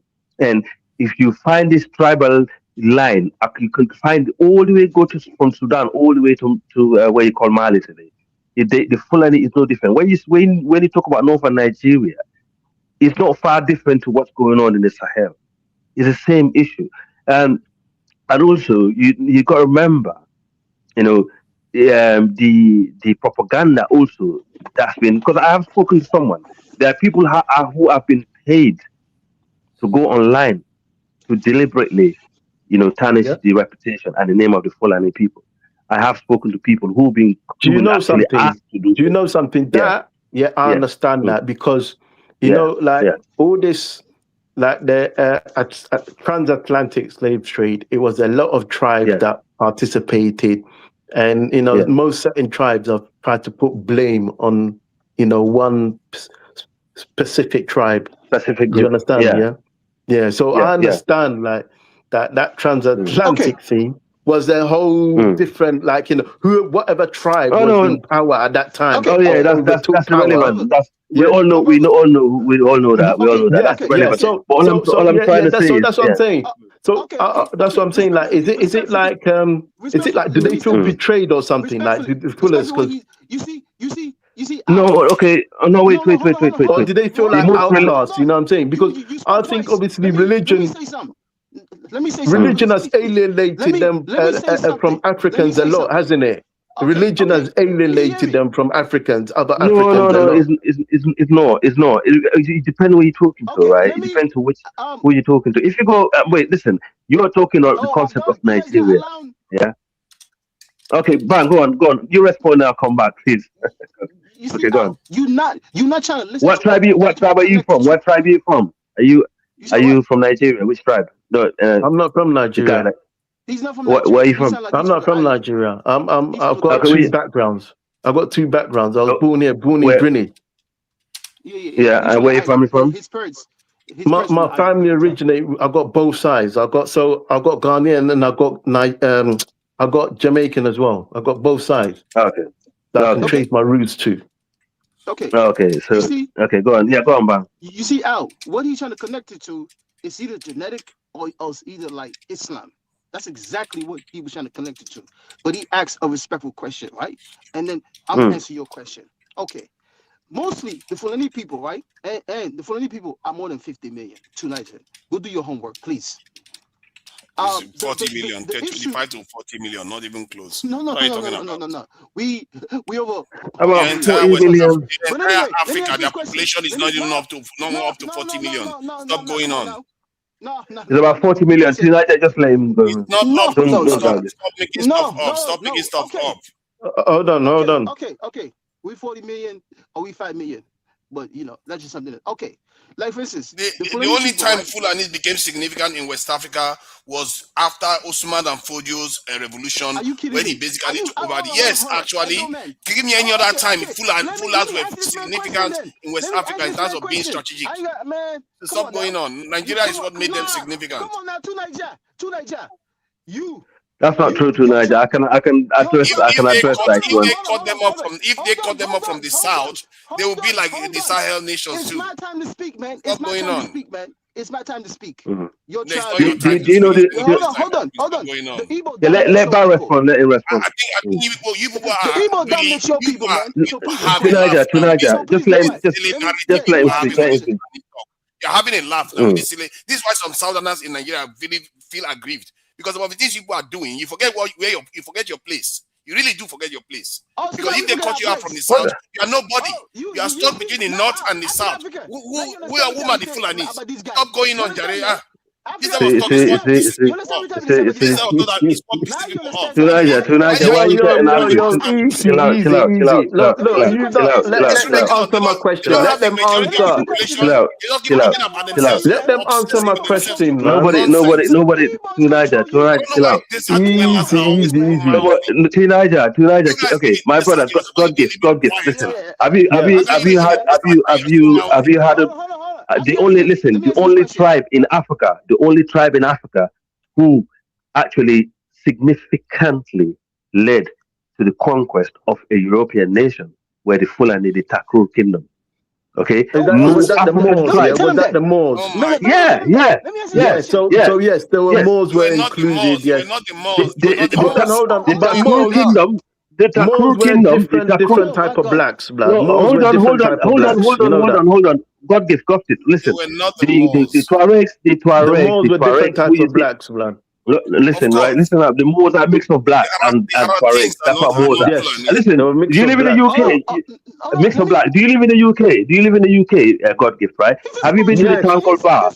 Have you been to the town called Bar? Bar. Do you know Bar? Bath, Yeah. Bath. But do you know? Do you know it's a Tuareg? Do you know it's a Tuareg that built Bar? I've not don't You know done know that? any why research you on are that, but I obsessed with do this know nonsense. what I No. do know. Okay. When I go Okay. around, The when I go around the UK, I see a lot of things saying more. I see a lot of Thank you. streets Moors saying is mixed more. black. It's black and brown. Black and Yes, brown. yes. So Mauritania, I see a Morocco, lot of and like thank you. Moorish, like Where you found input. where you found Morocco today, where you found Mauritania today, it used to be our kingdom. Do you heard about the I Ghana know. Empire called Ouagadougou? The Ouagadougou is Ghana Empire. The Ghana, not Ghana Country, Ghana Empire was side by side with the Great Taku Empire. Now the I know. Taku Empire, okay, They are not is a Now I Fulani Fulani, Empire. but understand. Tunaja, they look like they don't are stop it, Fulani majority. don't stop me They are not talking, don't stop me Fulani talking. majority. Stop making stuff up. The Taku Empire. Look it up. Don't. The Taku Empire was the reason why the conquest of Spain was possible, and we ruled Spain for the longest. So Tunaja, you can see what you like about our present issues, but there's not one single African race or tribe that managed to achieve that throughout African history. That's way before the What? Mali Empire. That's way before What do that. you mean? Way before. Let me. God, am I making this up, bro? Am I What are you making this up? talking about? Is What there are you any black talking nation about? that managed to conquer Europe? Is there any black nation that did conquer Europe? You see, Sheikh Diop, yeah. It's a not the Senegalese laws. guy. It's Olaf. The Olaf. It's the Olaf, yeah. Okay, I thought he was The a Olaf fuller. are close. No, it's close to us. The Olaf is a fuller, but the Olaf are close. Listen, you gotta understand what Senegalese. You gotta understand what Senegalese people are. All these Fulanis, they Senegal, have not colonized the Senegal used to be conversation away from Toro. this stuff. Should I just shut up? Senegal used to be Toro. Senegal is the Tell me ancestral home of the That's why Fulani. I'm trying to tell you. I'm trying to tell you that somewhere along What are the you line, talking about? there's People are just making something stuff that's up gone now. wrong with the fullers, man. But Yeah, listen, because they used to and be Egypt, and patriotic, also like in Egypt. for the Yeah, that's continent. what I'm saying. We still are. The I most think we have to give one of the Bang most patriotic. let's give Bang a minute. Bang really been trying to Yeah, argue bang something. on. Go on. It's like they're fighting for the No, Muslim, the Arab Empire. Let's You know give what I'm Bang a saying? They've minute, please. I removed beg you, themselves please. from the African, Give Bang a minute the now, brother. African What's going on? essence. Yeah, bang, go on, bang. Go on. You know, sometimes, right? Some of these tribes, right? They don't have no history before the Europeans. Now the European came and conquered Africa. Now they have big mouth. Now they have big mouth. 100%. Now they have big mouth. So get that facts right. Okay, in Nigeria, right? In the Fulani people or the Fulani people, right? They mostly nomadic people, right? They live in the bushes with their cows, right? They raise their cows, right? They live. That's Like not all though. It's like no, probably about 5% of them. No. I understand, but he's trying to connect it. Why every issues that's a Fulani in it? I'm trying to answer his question. I'm trying to give him the base reason why. In Nigeria, right, years ago, right, the Fulanese used to complain. They used to steal their cows. These so people used to go and steal the cows, right? And then when they go to the law people now, the law people don't do nothing. They say, "Oh, give us like 1 or 2 of your cows. We're gonna investigate and stuff like that, right?" And then nothing happens. And then it repeat again, right? Until then, they lose all their cows. Now imagine now if somebody lose 100 cows, 300 cows, 500 cows, right? You understand me, right? And all they know is cow. That's all they know. So what do you expect that individual to do now? And how much is a cow, bang? How much is a cow? I tell God gift, how much is a cow? The cow is $1,000. Yes. Yeah, no, look. What I'm trying to tell you is that it's 2006. How many tribes? How many tribes in Africa? Look. How many tribes in Africa? You can go to a village. You can go to an entire village in Africa. You count the whole village. None of them. You can put the whole village wealth together. They don't have $1,000. These people are broke. They live in the dust. This is what I'm saying. Yeah, they have no money. So when the Fulani is moving thing has been going on for like hundreds of years with poultry and farming and all that stuff. Yeah, it's 2006, blood. It's 2006. That thing there, we have to move on from that. Fighting over cows and land and. Maybe if they are stealing their cows, maybe they shouldn't have their cows in those areas. Take your cows and put them in Futajalon or somewhere in the Sahel so that you can be at peace with yourself. When you come to other parts of the southern part, I don't know why. Right? Man, them are still quarrying over cows and sheep and them things. Keep your cows to the Futajalon or something. Listen, they're still stealing in the village. They're still in the villages because they're hungry. They got no food, and this is what I mean. This is what I was trying to tell you about. The other time with Dangote and everything else. That wealth should be spread through education and everything else. You're right. You know the funny thing is, right? The Hausa Fulani are the richest. You can Google it, Godwin. The Hausa Fulani are the richest ethnic group in Africa. Okay, they are the richest ethnic group in Africa. But the wealth is not evenly spread. The wealth is not evenly spread. It's not even. That's what I'm trying to say to you, that it should be spread through education. I blame the Fulani elite. Listen, I blame the Fulani elite in northern Nigeria for that. And that one thing you got to admit to that. The Fulani elite in northern Nigeria, fighting over technology, some advanced technology, but killing over cows and them things there, it's just ridiculous, bruv. We're in 2006, bruv. We should have moved on. Hold on. Answer this question, right? In the south, right? Southeast and southwest, right? If you steal onions that's only worth $5, even $1, they will burn you alive. You know that, right? Yeah, actually, most of that. You should tell your tribes to stop stealing and start making money. Tell your people down there stop stealing and start making money, bro. You'll be fine. Because they burn people, they have a right to be killing people left and right. Why are they stealing people's wealth? Why are they stealing people's wealth?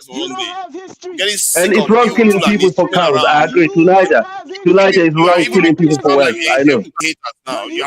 Tunisia. Because of the nonsense I'm hearing here, it's ridiculous. But we don't. Listen, we don't care if people hate us. Have you ever seen Fulani begging for friends? Because we don't need that. We don't need. We can back up what we say. We don't need friends. No. You are not. We don't need friends. We're not the type of people that beg for friends. You guys have come on Dinah's platform to come and dominate and colonize the place as if you are relevant. You are not relevant. I don't understand why. God. Let me read these super chat. I gotta read these super chats. Crenshaw Grider, thank you for 4725. Thank you for $10 holla. The South Sudanese are true heroes for stopping the tide. They have been the epitome of the African warrior spirit. They made a model for us to celebrate and support. African Goddess, thank you for your 4,000 naira. I appreciate you. God's Gift, have you spoke yet? God's Gift? Yeah, let him speak, man. You didn't hear me. I've come in. I've already said my piece, But all I'm saying, is that it's about time people stop fighting over cows and petty stuff. You know what I'm saying? Like killing over cows or where someone's gonna graze, where their cow's gonna graze. This is all little conflicts. You know what I'm saying? That shouldn't be happening. We should have moved on from there by now. But this has been going on for hundreds of years. You always want to promote your tribe. You see how they sound like Arabs? They want I always want to want to ask promote a their question. tribe constantly. Fulani. That's all they talk about. Fulani constantly. You keep promoting your tribe like Arabs do, and you forget that the Arabs are going to come for you too. Hey, listen. One thing I have to say, yeah. All right, Tunaja, come One on, thing I calm have to down, bro. say. One thing I have to say before I close out, yeah. You never stop One talking thing I about have to Fulani. say, yeah. One thing I have to say. Yeah, go on. Listen. Yeah, God give, Listen. yeah. Listen. One thing I have to say, like my honest opinion, like the Fulani tribes, like they need to stop siding with them Arabs, yeah, because they stand to be embraced more, yeah, in the African like centric. Do you understand? They stand to gain more, like, you know what I'm saying? So they have to, like, stop aligning with them Arabs, because them Arabs don't see you as them anyway. They're just using you, mans. Do you understand? They're using you for their dirty work, blood. You get me? All this, like, nobody fight. going to recruit these little young, Yeah, listen. when you don't go to the understand. Middle East, Nobody yeah, been fighting, they my look brother. down upon man. They look down upon I know. all blacks. Listen, nobody been fighting Arabs. Nobody. Listen, we've been fighting the Arabs longer than any African tribe. There is no tribe in Africa that been fighting Northerners than us. More than the Fulanis. There isn't. Nobody. Yeah. It pains me. Because the problem is that religion, yeah. Because of that This is religion, what really pains. it's easy to draw you man in. Because what them Arabs do, is they use that religion as a tool. They use the religion as a tool to draw you man in. Tunaja, you know, Buhari. I'm sorry, my brother. Buhari was the last Nigerian president. Okay, Buhari, he have PTSD fighting in the Chadic war. Debbie, his dad, was killed in the front line by the Tuaregs. That is the most. That's when the Tuaregs was going to overrun the entire West Africa. Man. If you go to Niger Republic, no, wait. This cattle had a problem. This cattle had a problem. This bro. Yes. He's the one that stopped the Tuareg invasion. The man alone. Him alone got killed. One Fulani military guy. But wait, bro. Do you know what's wrong? Yeah. No, but listen. You see that? One second. God give. That corridor where you call Chad today, where Sudan, where they're slaughtering black people in Darfur, that region. Yeah. That Chad, Sudan basin.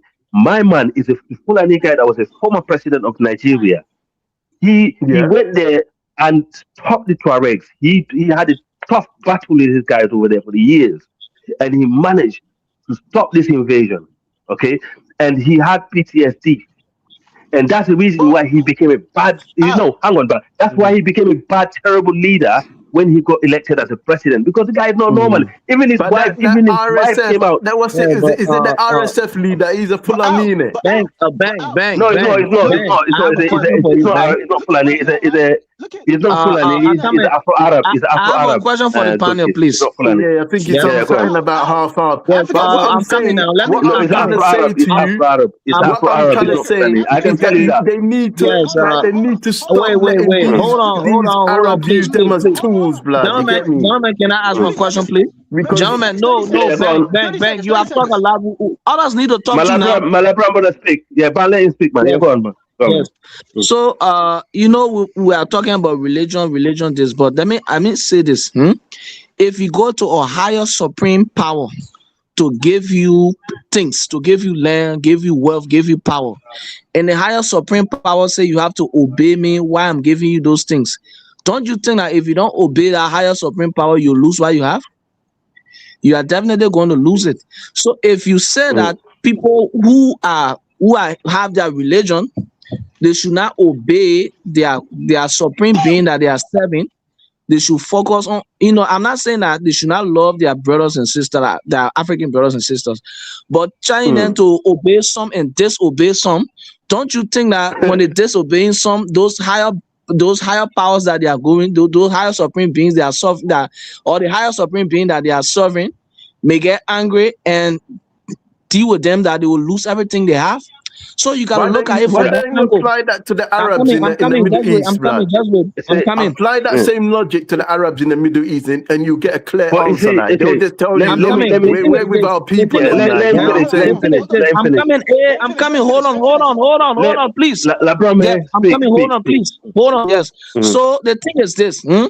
From the beginning of time up to now, we have understood that men have gained sovereignty by power. You do not gain sovereignty before you fight. You need to know why you're depending on to fight. So the thing so the thing that you are depending on, or the person that you are depending on, for which you said I will have this power to win this battle, you need to solve that thing, or you need to solve that person. That what religion is about. So human being, anybody, even the Arabs, the Christians, the traditional African, all those things, all those various spirituality, those people, before, the reason why you see, in this past, our people, like some of them changed religion from religion because when they wanted to conquer certain territory, like I heard some history of some people from my tribe, when they wanted to conquer certain place because certain people defeated them before, and they enslaved some people. So when they wanted to conquer, when they wanted to fight them, wanted to fight and gain a kingdom and also attack other kingdom and conquer those places to enlarge their kingdom, what they did was they made covenant with some higher spiritual being, and the higher spiritual being, in order for that covenant to work, for you to get that power, and for you to get that land, all those sovereignty, you need to obey the being. So if you are telling the people to not obey Islam, what you are doing now is you are going to make us to lose. You are going to make the Muslims to lose everything they have. If you are telling Christians to not obey their God, you are going to make them to lose everything they have. If you are telling African traditionalists to not obey their God, you are going to make them to lose everything they have. One second, Ban. Yeah, 1 second. Let me ask you one question. One second. Let me ask you one question, right? Yes. A couple months ago, right? Wasn't it the Christians begging so-called Donald Trump to come invade Nigeria? Wasn't it? Yeah. Wasn't it the same Christians? They're still doing it. The thing is this, when a person is from a religion, you ask me a question, right? No, hold on. Yeah. All the so-called Christians, the Southeasterners, they want to separate from Nigeria because they lost. And also because they can't compete. and also it's funny. That's not. I'm coming, and no. It is possible to be of a certain faith. No. Listen to me. There are certain people who are of certain religion that be. Listen, if you are, just because you say that you are of a certain religion doesn't mean that you are ready. If people who are ready obeying a certain religion, or who are ready obeying their God, listen, if they are obeying their God and doing what they are supposed to be doing, a certain thing that will not happen to them. They see the reason why you see certain things happen to certain people who are part of certain religion. Sometimes ask this question: whether they are doing everything, if they are doing everything they need to do and nothing is being done, then it means something is wrong with that religion. The reason why you see those people asking those questions is because certain thing is not right. They are not doing certain things. You cannot accuse people. No. That's not true. Okay. Let's break this down. Let's break this down. That's not true. I can give Do you you know what's happened to the Fulanese? Yeah. I have proof. Do you know why the Fulanese are the way they are? The reason why they're the way they are, because you see, most of the lands in North Africa, most of the lands in North Africa used to belong to Fulanese. Yeah, that's where their territory. Do you understand? No. Yeah? Because No, it's the truth. Because of conflict and wars. Okay, if I give you the map now, have been like, God gift. Wait. If I give you the land, your lands are in the north, blood. Your lands are in the north. Do you understand? Yeah, we're during the Ottoman Empire. The Ottoman Empire and all these what's it called, Tuareg and all these people. Yeah. Because of all the conflict, you've been displaced. The Fulanese have been displaced. No, my brother. The issue is African. It's true, blood. That's your lands up there. Your lands are in the north. It is true. Tunisia, Morocco, and them things. If you go back 100 years ago, if you go back like 500, 600 years ago, they never used to be there. 700 years ago. Than other gods. So people there, they're not indigenous to the land, are they? The people there, I'll tell you in a minute. indigenous. So whose land is that then? Whose land? Whose land? Okay, one second, guys. One second, Where guys. Okay, where wait. does that belong Okay, to? let me Who tell you. does Okay, that belong to you said then? did you say your people from Ghana? You said the people from Ghana, right? Ghana, I should see That's where today. my The roots. I traced Ashanti. my roots and I traced my Okay, roots in both. okay. People that you find in Ghana today, okay, if you ask them, they will tell you that's exactly their territory. Where Algeria today, southern Algeria, the people you find in Ghana today are the people that you find in North Africa years ago. That's where the Yeah, Phoenicians they came came. from The Mali. Phoenicians The pushed Mali them down. Empire. No. Wait, you don't know this. If you look at Senegal today, the Senegambian River, the So what? You Senegambian tell me River. this. Where is the Fulani Wait. main home then? You tell me that then. The- Where's their main home now? Toro, Where's their home? Toro, Senegal. Have you heard about a country called? No, wait, no, bang. Stop making false claims. False claims. I'm telling God you, gives. the north is Wait, your stop land. fooling Yeah, yourself. you've been displaced. That's why there is that. God, wait.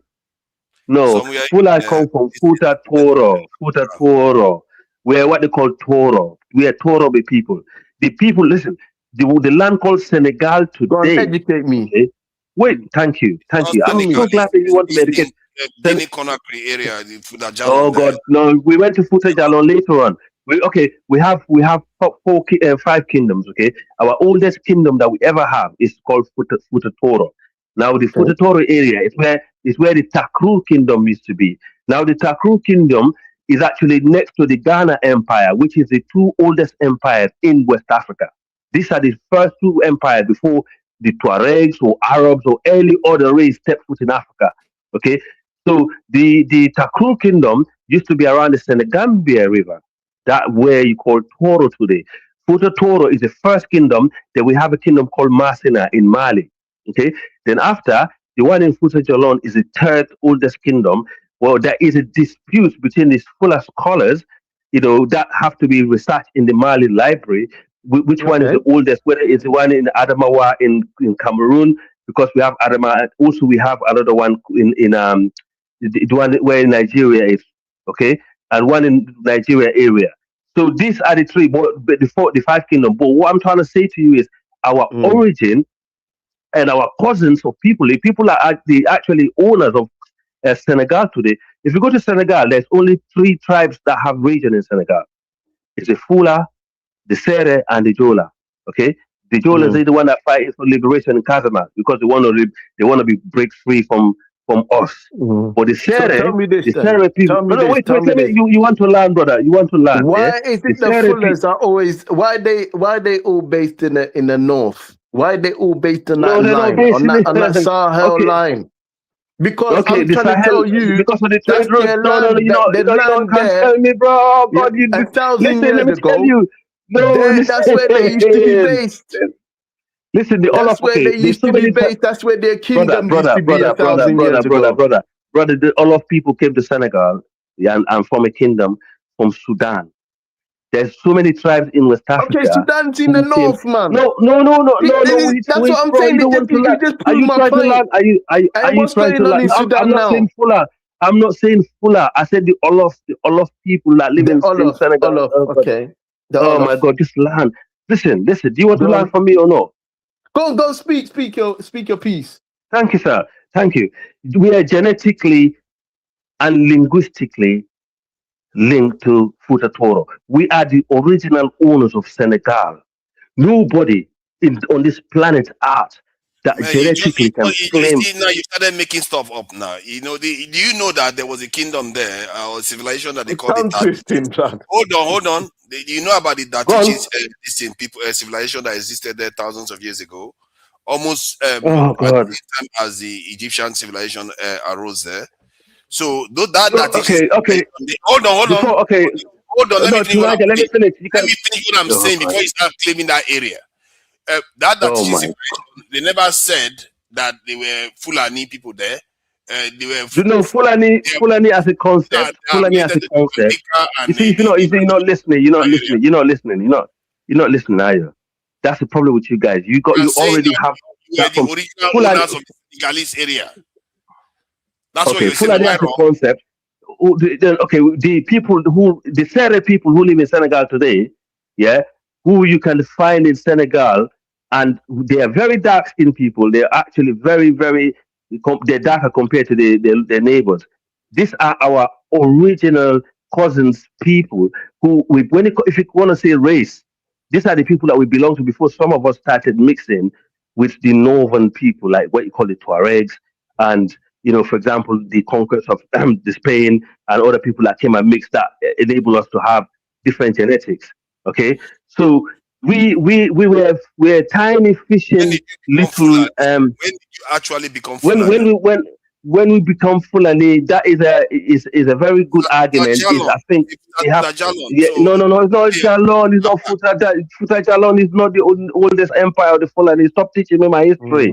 Futa Toro, Google it. So who were Google the it. original inhabitants of North Africa before the The Arabs original and before the inhabitants wars of and North everything else? Africans are the people that you find. Majority of the people you find in West Africa today are the original inhabitants of North Africa.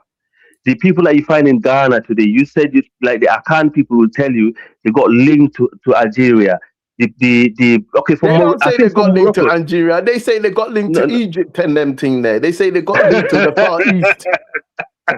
That man told you they got linked to the Far East. They moved from the Far East and came down there. You know what I'm saying? yeah, like just like the That's what Yoruba they will say they say. come from Mecca. It is all And you know bullshit, bro. something as well. It's all You know lies. something as Don't well. believe in it. Yeah, Do you know yeah, yeah. something as well? When Yeah, it comes yeah. to like East Africa, you got like the Somalis. Yeah, I think some of them used to be inhabit some of the northern parts as well. Do you understand? Yeah. So when No, the all the Somalis. war Yeah, I hate when people just listen, right? because You got see us, listen, us the we Fulani share and the Mandinka DNA people. traits, innit? They share DNA traits Yeah, with most yeah, of the no, but listen, Berbers and them. And most exactly. West Africans So as thank well. you. Yeah, that's why Mande people are not Bantu people. This is why I said earlier we're not Bantu. People in West Africa, like what you find in Guinea, Sierra Leone, Liberia, Ivory Coast, all the way to northern Nigeria, are part of the Hausa. The Hausa are Asiatic people and the Kanuris. But the language that we speak is Niger Congo, and there is no other evidence to show that the Fulani was speaking another language before the language that we're currently speaking. No, the And Fulbe language also, is the Niger Congo language. That is true. And yeah, I think you yeah, are right when you said that the Fulani people probably mixed with the Tuaregs to gain this in the yeah, complexion they have. Otherwise, they would have been they speaking have, Afro-Asiatic language like the Tuaregs do. So that yeah, makes sense from that point of view. But when yeah. we're talking about origins, that's the way I have an issue with you. What you are saying Mm. about the origin, that when they actually became what we call Fulanis today, generally their own scholars, not only you, their own scholars say it's from Futa Jalon. That's what they know. No. They became But just Fulanis. Google it. Footage along and footage Toro. Which one is the oldest? Jalon. In fact, Futa Jalon was the main inhabitants of Futa Jalon from the Jalonke languages from let's say Soso. Aha! These are Jalunke the people. Okay, even the Jalunke people. Listen, what you call Guinea today, right? These are people that came from Masina, from Mali. Even your Mano people came from Mali. What you call Guinea today, most of the people that live in Guinea, they're not native in Guinea. The Guinea used to belong to the Baga people. Sierra Leone used to belong to the Limba people. Okay, is when the Mali Empire fell, when what's his name, Mansa Musa one of I think it's his dad who was so weak and feeble, and the Islam came to Mali, and some of our ancestors, some of the Fullers and the Jalunke, and they decided to say, look, we don't want to be part of this religion, fuck this, we're gonna run in the forest because they was barbaric towards people, how they brought the religion. So they decided to say, right, we're gonna move. But then another branch came down called Malik Dawud Asi. He was a Soninke, who is the first person who translated the Quran. People think Fulani are the one that brought Islam to West Africa. It's just a myth. The first person who actually adopted Islam in West Africa was a Soninke. His name is Malik Dawud Asi. He's the one that translated the Quran into our local languages. And he is the one that's because of the remnant of the Ghana Empire. Because of the trade route. Remember, these Tuaregs came to West Africa trading with us. So the Footage Jalon was what you call Footage Jalon today. is actually was the outpost of the Mali Empire. Is the outreach. That's why you when they say Mansa Musa should have spread. I said to you already spread. Is the same thing. Futa Toro is the oldest kingdom of the Fulani in the whole world. When you talk about in the modern day, but if you talk about ancient, if you just Google the Takrur Kingdom for me, if you got a phone on you, Google the Takrur Kingdom. Okay, and where the Takrur Kingdom is there. We the one that gave Futa Jalon place themselves. That place was a jihad that was carrying on there at a certain point in time. The major inhabitants they are in some parts of Guinea and Sierra Leone. That Futa Jalon place is a recent. That was a recent kingdom. Thank you. It's a new kingdom. That's what I said to you. It's not new. It's not new. People just say, "Oh, Fulani come from Futa." They come from Futa Toro. Do it as I said to you. Fulani are not from Futa Jalon. That's the no, they're from Futa Toro. From Futa Toro. Toro, yeah, Toro. You just said they are from that Takrur. Like you give a history that they had a kingdom before called the Takrur people, right? The Takrur Kingdom, yes. The Takrur Kingdom is if you Google the Ghana Empire, okay, just Google GANA. Don't put Ghana, GANA Empire, and you Google Takrur, TAKURUR. Let me ask you a question, yeah. Let me ask you a question here. So we're here to learn. Look. When did Fullers, and houses transform? Hold on. Listen. When did they transform to Islam? I know they got their own, their own religion. Okay. Do you understand? They got their own. Do you know what Lake Chad is today? Okay, the Lake Chad is where when the Fullers started joining the Tuaregs and the nomadic people and the Manding and the other tribes because we know for a fact Mali Empire, the Niger Republic that you see today, used to be part of the Mali Empire. And where you call Burkina Faso today, there was a fort during the time of Sunjata Keita. There was a fort built there to protect the Mali Empire. So if you look at Burkina Faso, Niger Republic, all the way, that's like northern Nigeria, basically, and all the way to Lake Chad. It was a trade because the Fulani have been, and other tribes in West Africa, they have groups that is actually cattle herders, but we continue this tradition longer than other tribes. Okay, so basically we used to take the cattle all the way to the Lake Chad and back to Senegal, and then we used to take the cattle follow the River Niger, because the River Niger comes from Futa Jalon that you see today. I think in the bigger scheme of things in West Africa, let's get this straight. If not because of Nigeria, the Fulanis will just be. Oh God! Okay, yeah. Let me just finish. Let me finish. We've been talking about Fulani forever. No. This guy asked questions in Niger. Let me finish. People understand what we're talking about. The Nigerians are getting triggered. Yeah, go on. Understand what we're talking about. Without that food, the Fulani is nothing. Okay, that's fine. We got you. If not that food, they were nothing. That's fine. You're right. Let me finish what I'm saying. So Fulani make up 15%. They have 15 million in Nigeria out of 230 million. So the reason why Fulanis, we are talking about Fulanis. Well, I want you to back me though, because I want you to while I'm talking. Can you double check with the original Fulani are in Senegal before we move on? Let's go and see. Let me finish what I'm saying now. Let me finish what I'm saying. The reason why we are even talking about Fulanis today more than the other groups in the Sahel is because of what happened just about 200 or so years ago with Osman and Fodio, where they conquered a lot of this thing.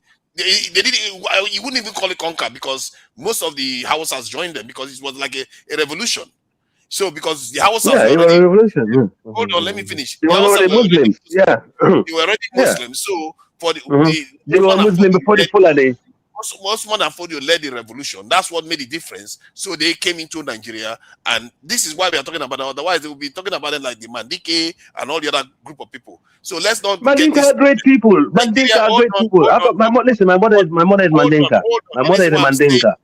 My father is Fula. They're great people. but nobody's talking about them in terms of the continental West Africa, because they, even if they number similar numbers as Fulanis, it's because of the Fulani presence in Nigeria. That's what gives them relevance. So the idea that we are talking about this, and this is what pisses most Southerners off, that they, even Ghanaians, it pisses them off. That the way we are talking about Fulanis as if they matter that forget much. about Ghanaians, man. Please forget about Ghanaians. To push them out like they are doing right now. We are not going to be talking about Fulanis as much. Okay. It's just Islam that gave them their foothold. Okay. Finish? You know, these people. Hold on. African. These people don't Thank understand you. this, right? Thank you, Tunaja. Okay. Yeah, I don't know why we keep obsessing over these things. As if All right. Okay, you made the point. We got you. Let's give you history now. In Sierra Leone, when you look at the richest people, majority of them are Fulanis. No, you but understand me, right? You understand me, right? No, it's true. The Fulani are the middle. In Nigeria, Fulani is not the richest. Hausa Fulani where come together are the richest ethnic group in Africa. Google it. Hold on. In you understand? In Senegal, right? 70% of the people are Fulanis. You understand it, right? In Senegal. You be surprised how many subgroup of Fulani you have in West Africa. You don't. Let's say the richest Senegalese now. Let's see the richest Senegalese. I said this before. You go back to Mali. Cheita Kente is Fulani. Kante. You have to listen.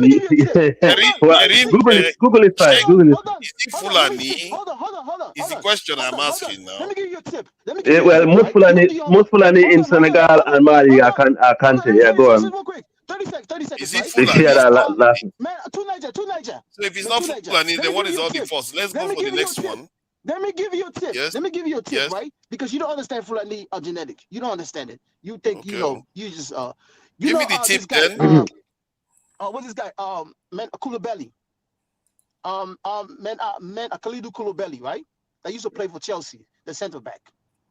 That's a Fulani man. Koulibaly, Ambalo, sometimes you can get Kante. Depending on Fulani, which country they find themselves in. Senegalese Jalo.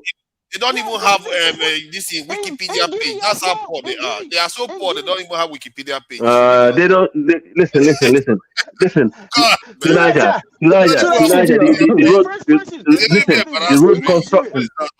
the road construction company in Sierra Leone that built the roads owned by Fulani guy.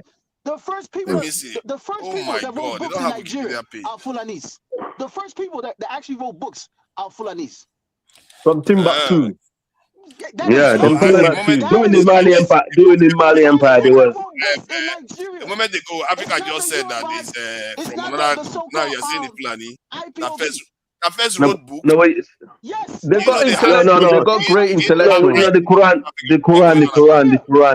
I was talking about the Quran. Tunaja, you might hate the Fulani, but they were the Fulani and the Mandinka were the scholars of the Mali Empire. They were the scholars of the Shakur kingdom. They the scholars. Making themselves appear more relevant than they should. Oh, there's that. Listen, all I gotta say, I have to say, American brother, you got that Nigerian man triggered today, bro. Look, all I have to say. All I have to say, you got the Nigerian man triggered. This is how deal with them. Listen. All I have to say, listen to this. Before I cut out, listen to this. Go on. Listen to this. Look, we have a chance, on the continent, to do something really great, because it's a crucial time. You know what I'm saying? If you see what's happening in the Middle East, and you know what I'm saying, this is a time of opportunity, where we can step up and do something for ourselves on the continent, create a real utopia. You know what I'm saying? Something really good where we can feel comfortable and let the honey, let the honey come through. You understand? In the Quran, they got you keep on drinking the honey. So we need to let that honey flow. So basically we have an opportunity. We need to stop quarreling about, cows and all these little petty stuff. You know what I'm saying? So that's to my Fulani brothers over there. You need to stop it with the We're not petty Fulani. Listen, that name Fulani was given to us by Nigeria. We're not Fulani. We're Fula. Fuller, okay, Fula. Fuller, yeah. What? Listen to my message, though. My message is we need to stop quarreling and killing over little petty stuff, bro, so we can move forward. I want you to before you go. Listen, before you go, I want you to come. Before you go, let's one thing that you can see learn from me today, that the Fulani people are native and origin to Futa Toro. I want you to double check with that before you go. All right, okay, that's insightful. Futa Toro, yes. From Tutatoro, that's where you guys were. But remember, that is not the whole Senegal, it's just the region. And that region is also where Futa Jalon is. So I don't know what you're talking about. Look, I hope you take my message in. Tonight, what was he saying again? I just want to take my message in because we have an opportunity to do something, you get me? And all this disturbance, is holding us back. Yeah, all this little disturbance is holding us back. We've got an opportunity to do something great. We are here to learn, yeah. At least we got that cleared. And so next time you speak about Fula, because every tribe, listen, we have different tribes in West Africa that spread out to other countries. We're not the only tribe that spread out to other countries, okay? And you find it all depends. Most tribes that came from the Mali Empire, when the Mali Empire fell, they migrate to different countries. You see one tribe, in this country, find them in another country, find them in another country. Of course, a lot of there was a lot of dispersed in it. Exactly, and the Fulani in Nigeria, you see, and as why I can agree to Niger a little bit also, that the Fulani in Nigeria, hold on. The Fulani in Nigeria, they did not, their presence there, it's not because of conquest, it's because, wait. Do you know the Fulani being in Nigeria? It's not because of conquest. They was already there. Danfodio was followed by Hausa and Fulani. It wasn't because of any other.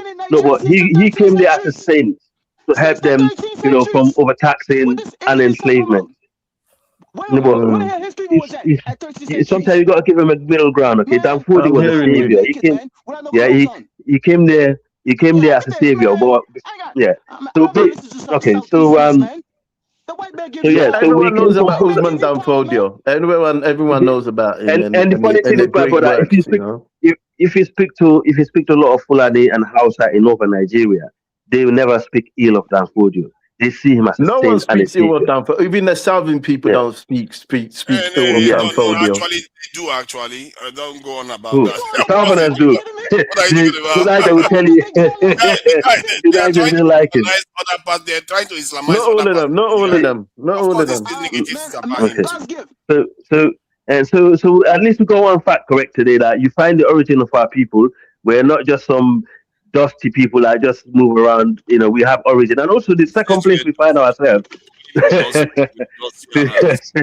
Just West Africa. I don't know why people. That's who we are. We're just West African, just like anybody else. So there's nothing special about us than other people. But we're not trying to. Quite a lot. So. Oh yes, absolutely. We 100% mix with them. We mix with them because of the we mix with the Tuaregs for two reasons. Okay, we mix with the Tuaregs due to the conquest of Spain. Okay, and we mix with the Tuareg due to proximity. There are two reasons why that is. The conquest of Spain. That's due to the Takru Kingdom. Okay, you can Google that also. And as I said to you, the reason why the Tuaregs were able to conquer Spain is because we helped them to do that, and by doing that, we got rewarded in terms of governorship and rulership in Spain. Africa. Hold on. Are you trying to tell me the Fulanis were involved in the conquest of Spain? Yes, Google Takru Kingdom. Google Takru Kingdom. They're part of the Moorish Empire. The Moorish Empire is all different types of blacks, bruv. No, we're here to learn. Let him Google it. Google it. Takru Kingdom. No, he's not here to learn, man. He's here to bash. Anyway, that's what he is for. All I'm saying is the petty killings need to stop, blood. You get me? Let's get the real cake, man. No. Let me say this real quick, right? when you see these Southeasterners, Hold on. Let me read what it says. Let me read what it says. I asked were the Fulanis involved in the conquest of Spain. He says, based on historical accounts, the primary force that conquered Spain in 1711 AD was a coalition of Berbers and Berbers from North Africa and Arabs. So where did the Fulani? Okay, let me see. It says Fulani involvement. Why some claim on social media or specific non-academic narratives argue that the various African groups, including those affiliated with a sultanate of Takhor, or early Fulani population in North Africa, were part of the Moorish coalition. This is not a prominent feature in mainstream academic history of the you got to understand. You got to understand. You see these Googles, and everything else. I don't know why you're making a fuss. They don't like to tell the truth. They don't like to tell the truth. We see that because the European man's never gonna tell you that. Oh yeah, like black people like conquer them. You know what I'm saying? You always try and divert. Okay. I don't know why you read. The 8th century Muslim conquest of Spain was rapidly, basically. Yeah. So you could go back to it. I'll send you the link if you want. I'll pass the link for you. I know about the Haratins that were involved in those, the black Haratins that were involved in those days, but not at the level you are saying. Fulanis were not. And West Africa in this context. No. How can Fulanis be in North Africa during that time? If they were there, they were just there in little numbers. They were not significant in terms of the major. They was there. It was a cavalry. It was a cavalry that actually helped the conquest of Spain. It was the Takur Kingdom cavalry. What is cavalry? It's like bunch of people with horses and warriors. Does that sound? Yeah. I'm sorry to cut you off, right? Tonight, I don't know what you're reading, but hold on. I'm reading it from online. Hold on. I'm sorry to cut you off, right? We be talking about the Fulani. You were selective on what you said. Hold on. I'm sorry, but I would like to know. The Kujabi, they break it down actually on here. Hold on, Tunaja. He's not proud of his tribe. He will tell you. We are some of the oldest people in West Africa, so stop going on. Okay, what is this then? Give us the name. Since you are partly Tuareg and also, there's no point. Oh, you see by the picture what he represents. Give us your name because since you're so obsessed. Are you seeing my picture? Are you seeing my picture? Okay, tell me anything you've done that represents that image that you see that I have. What is your tribe? See how dishonest this Nigerian guy is. I'm reading something that tell me exactly what I just said. I will be what he is. Oh my God. You know, are you seeing that mask there? Are you seeing the mask of your tribe? And do you know what? No, my God gift. Are you not proud of your tribe? There's a guy in your tribe. You have said Fulanese out of your mouth there's a guy 40 times. Bam. There's a guy from there's a Gold Coast. No, wait. Bam. There's the African American guy from Carolina. Yeah. Bang, go steady. There's a bang. You're not making this right. Listen. Leave that man. No, because leave that man alone, bro. Why are you wasting your time on him? There is an African American guy who is actually went to Morocco to the museum in Morocco recently. Yeah, and he basically presented that to him, and because he asked them, because he find out his ancestors were Fulani, just like Brandon that come on the show now and again, and they was breaking it down to him, and in fact they was telling him one of the first emir of Morocco was a Fulani guy, and that's due to the retreat of Al-Andalusia. And so basically, they actually show him some of the stuff, how much the Fulani really contributed to the conquest of Spain. And the reality is the difference between us with some of these other African tribes. We are one of the people who are able to write our history down, and we pass it on to generation after generation. Unfortunately, some of the tribes that you see who actually very loudmouth people on social media today, they have no history. That's just the reality. The only history they have is when the transatlantic slavery accord, they connive with the Europeans. When the colonial master and everything else is there. That's the fruit. And these are the same colonial masters who disrupted the empires that we're building in the A young man like you calling people colonial masters, other people's husbands masters. Well, that's what they call it. Tunija, that's what they call them. Though. But you know the concept I'm trying to say. And this is the fallacy. This is the problem that we face. Fulani youth that is supposed to be Gen Z. Look at the language he's using, calling other men women's husbands masters. And if you notice,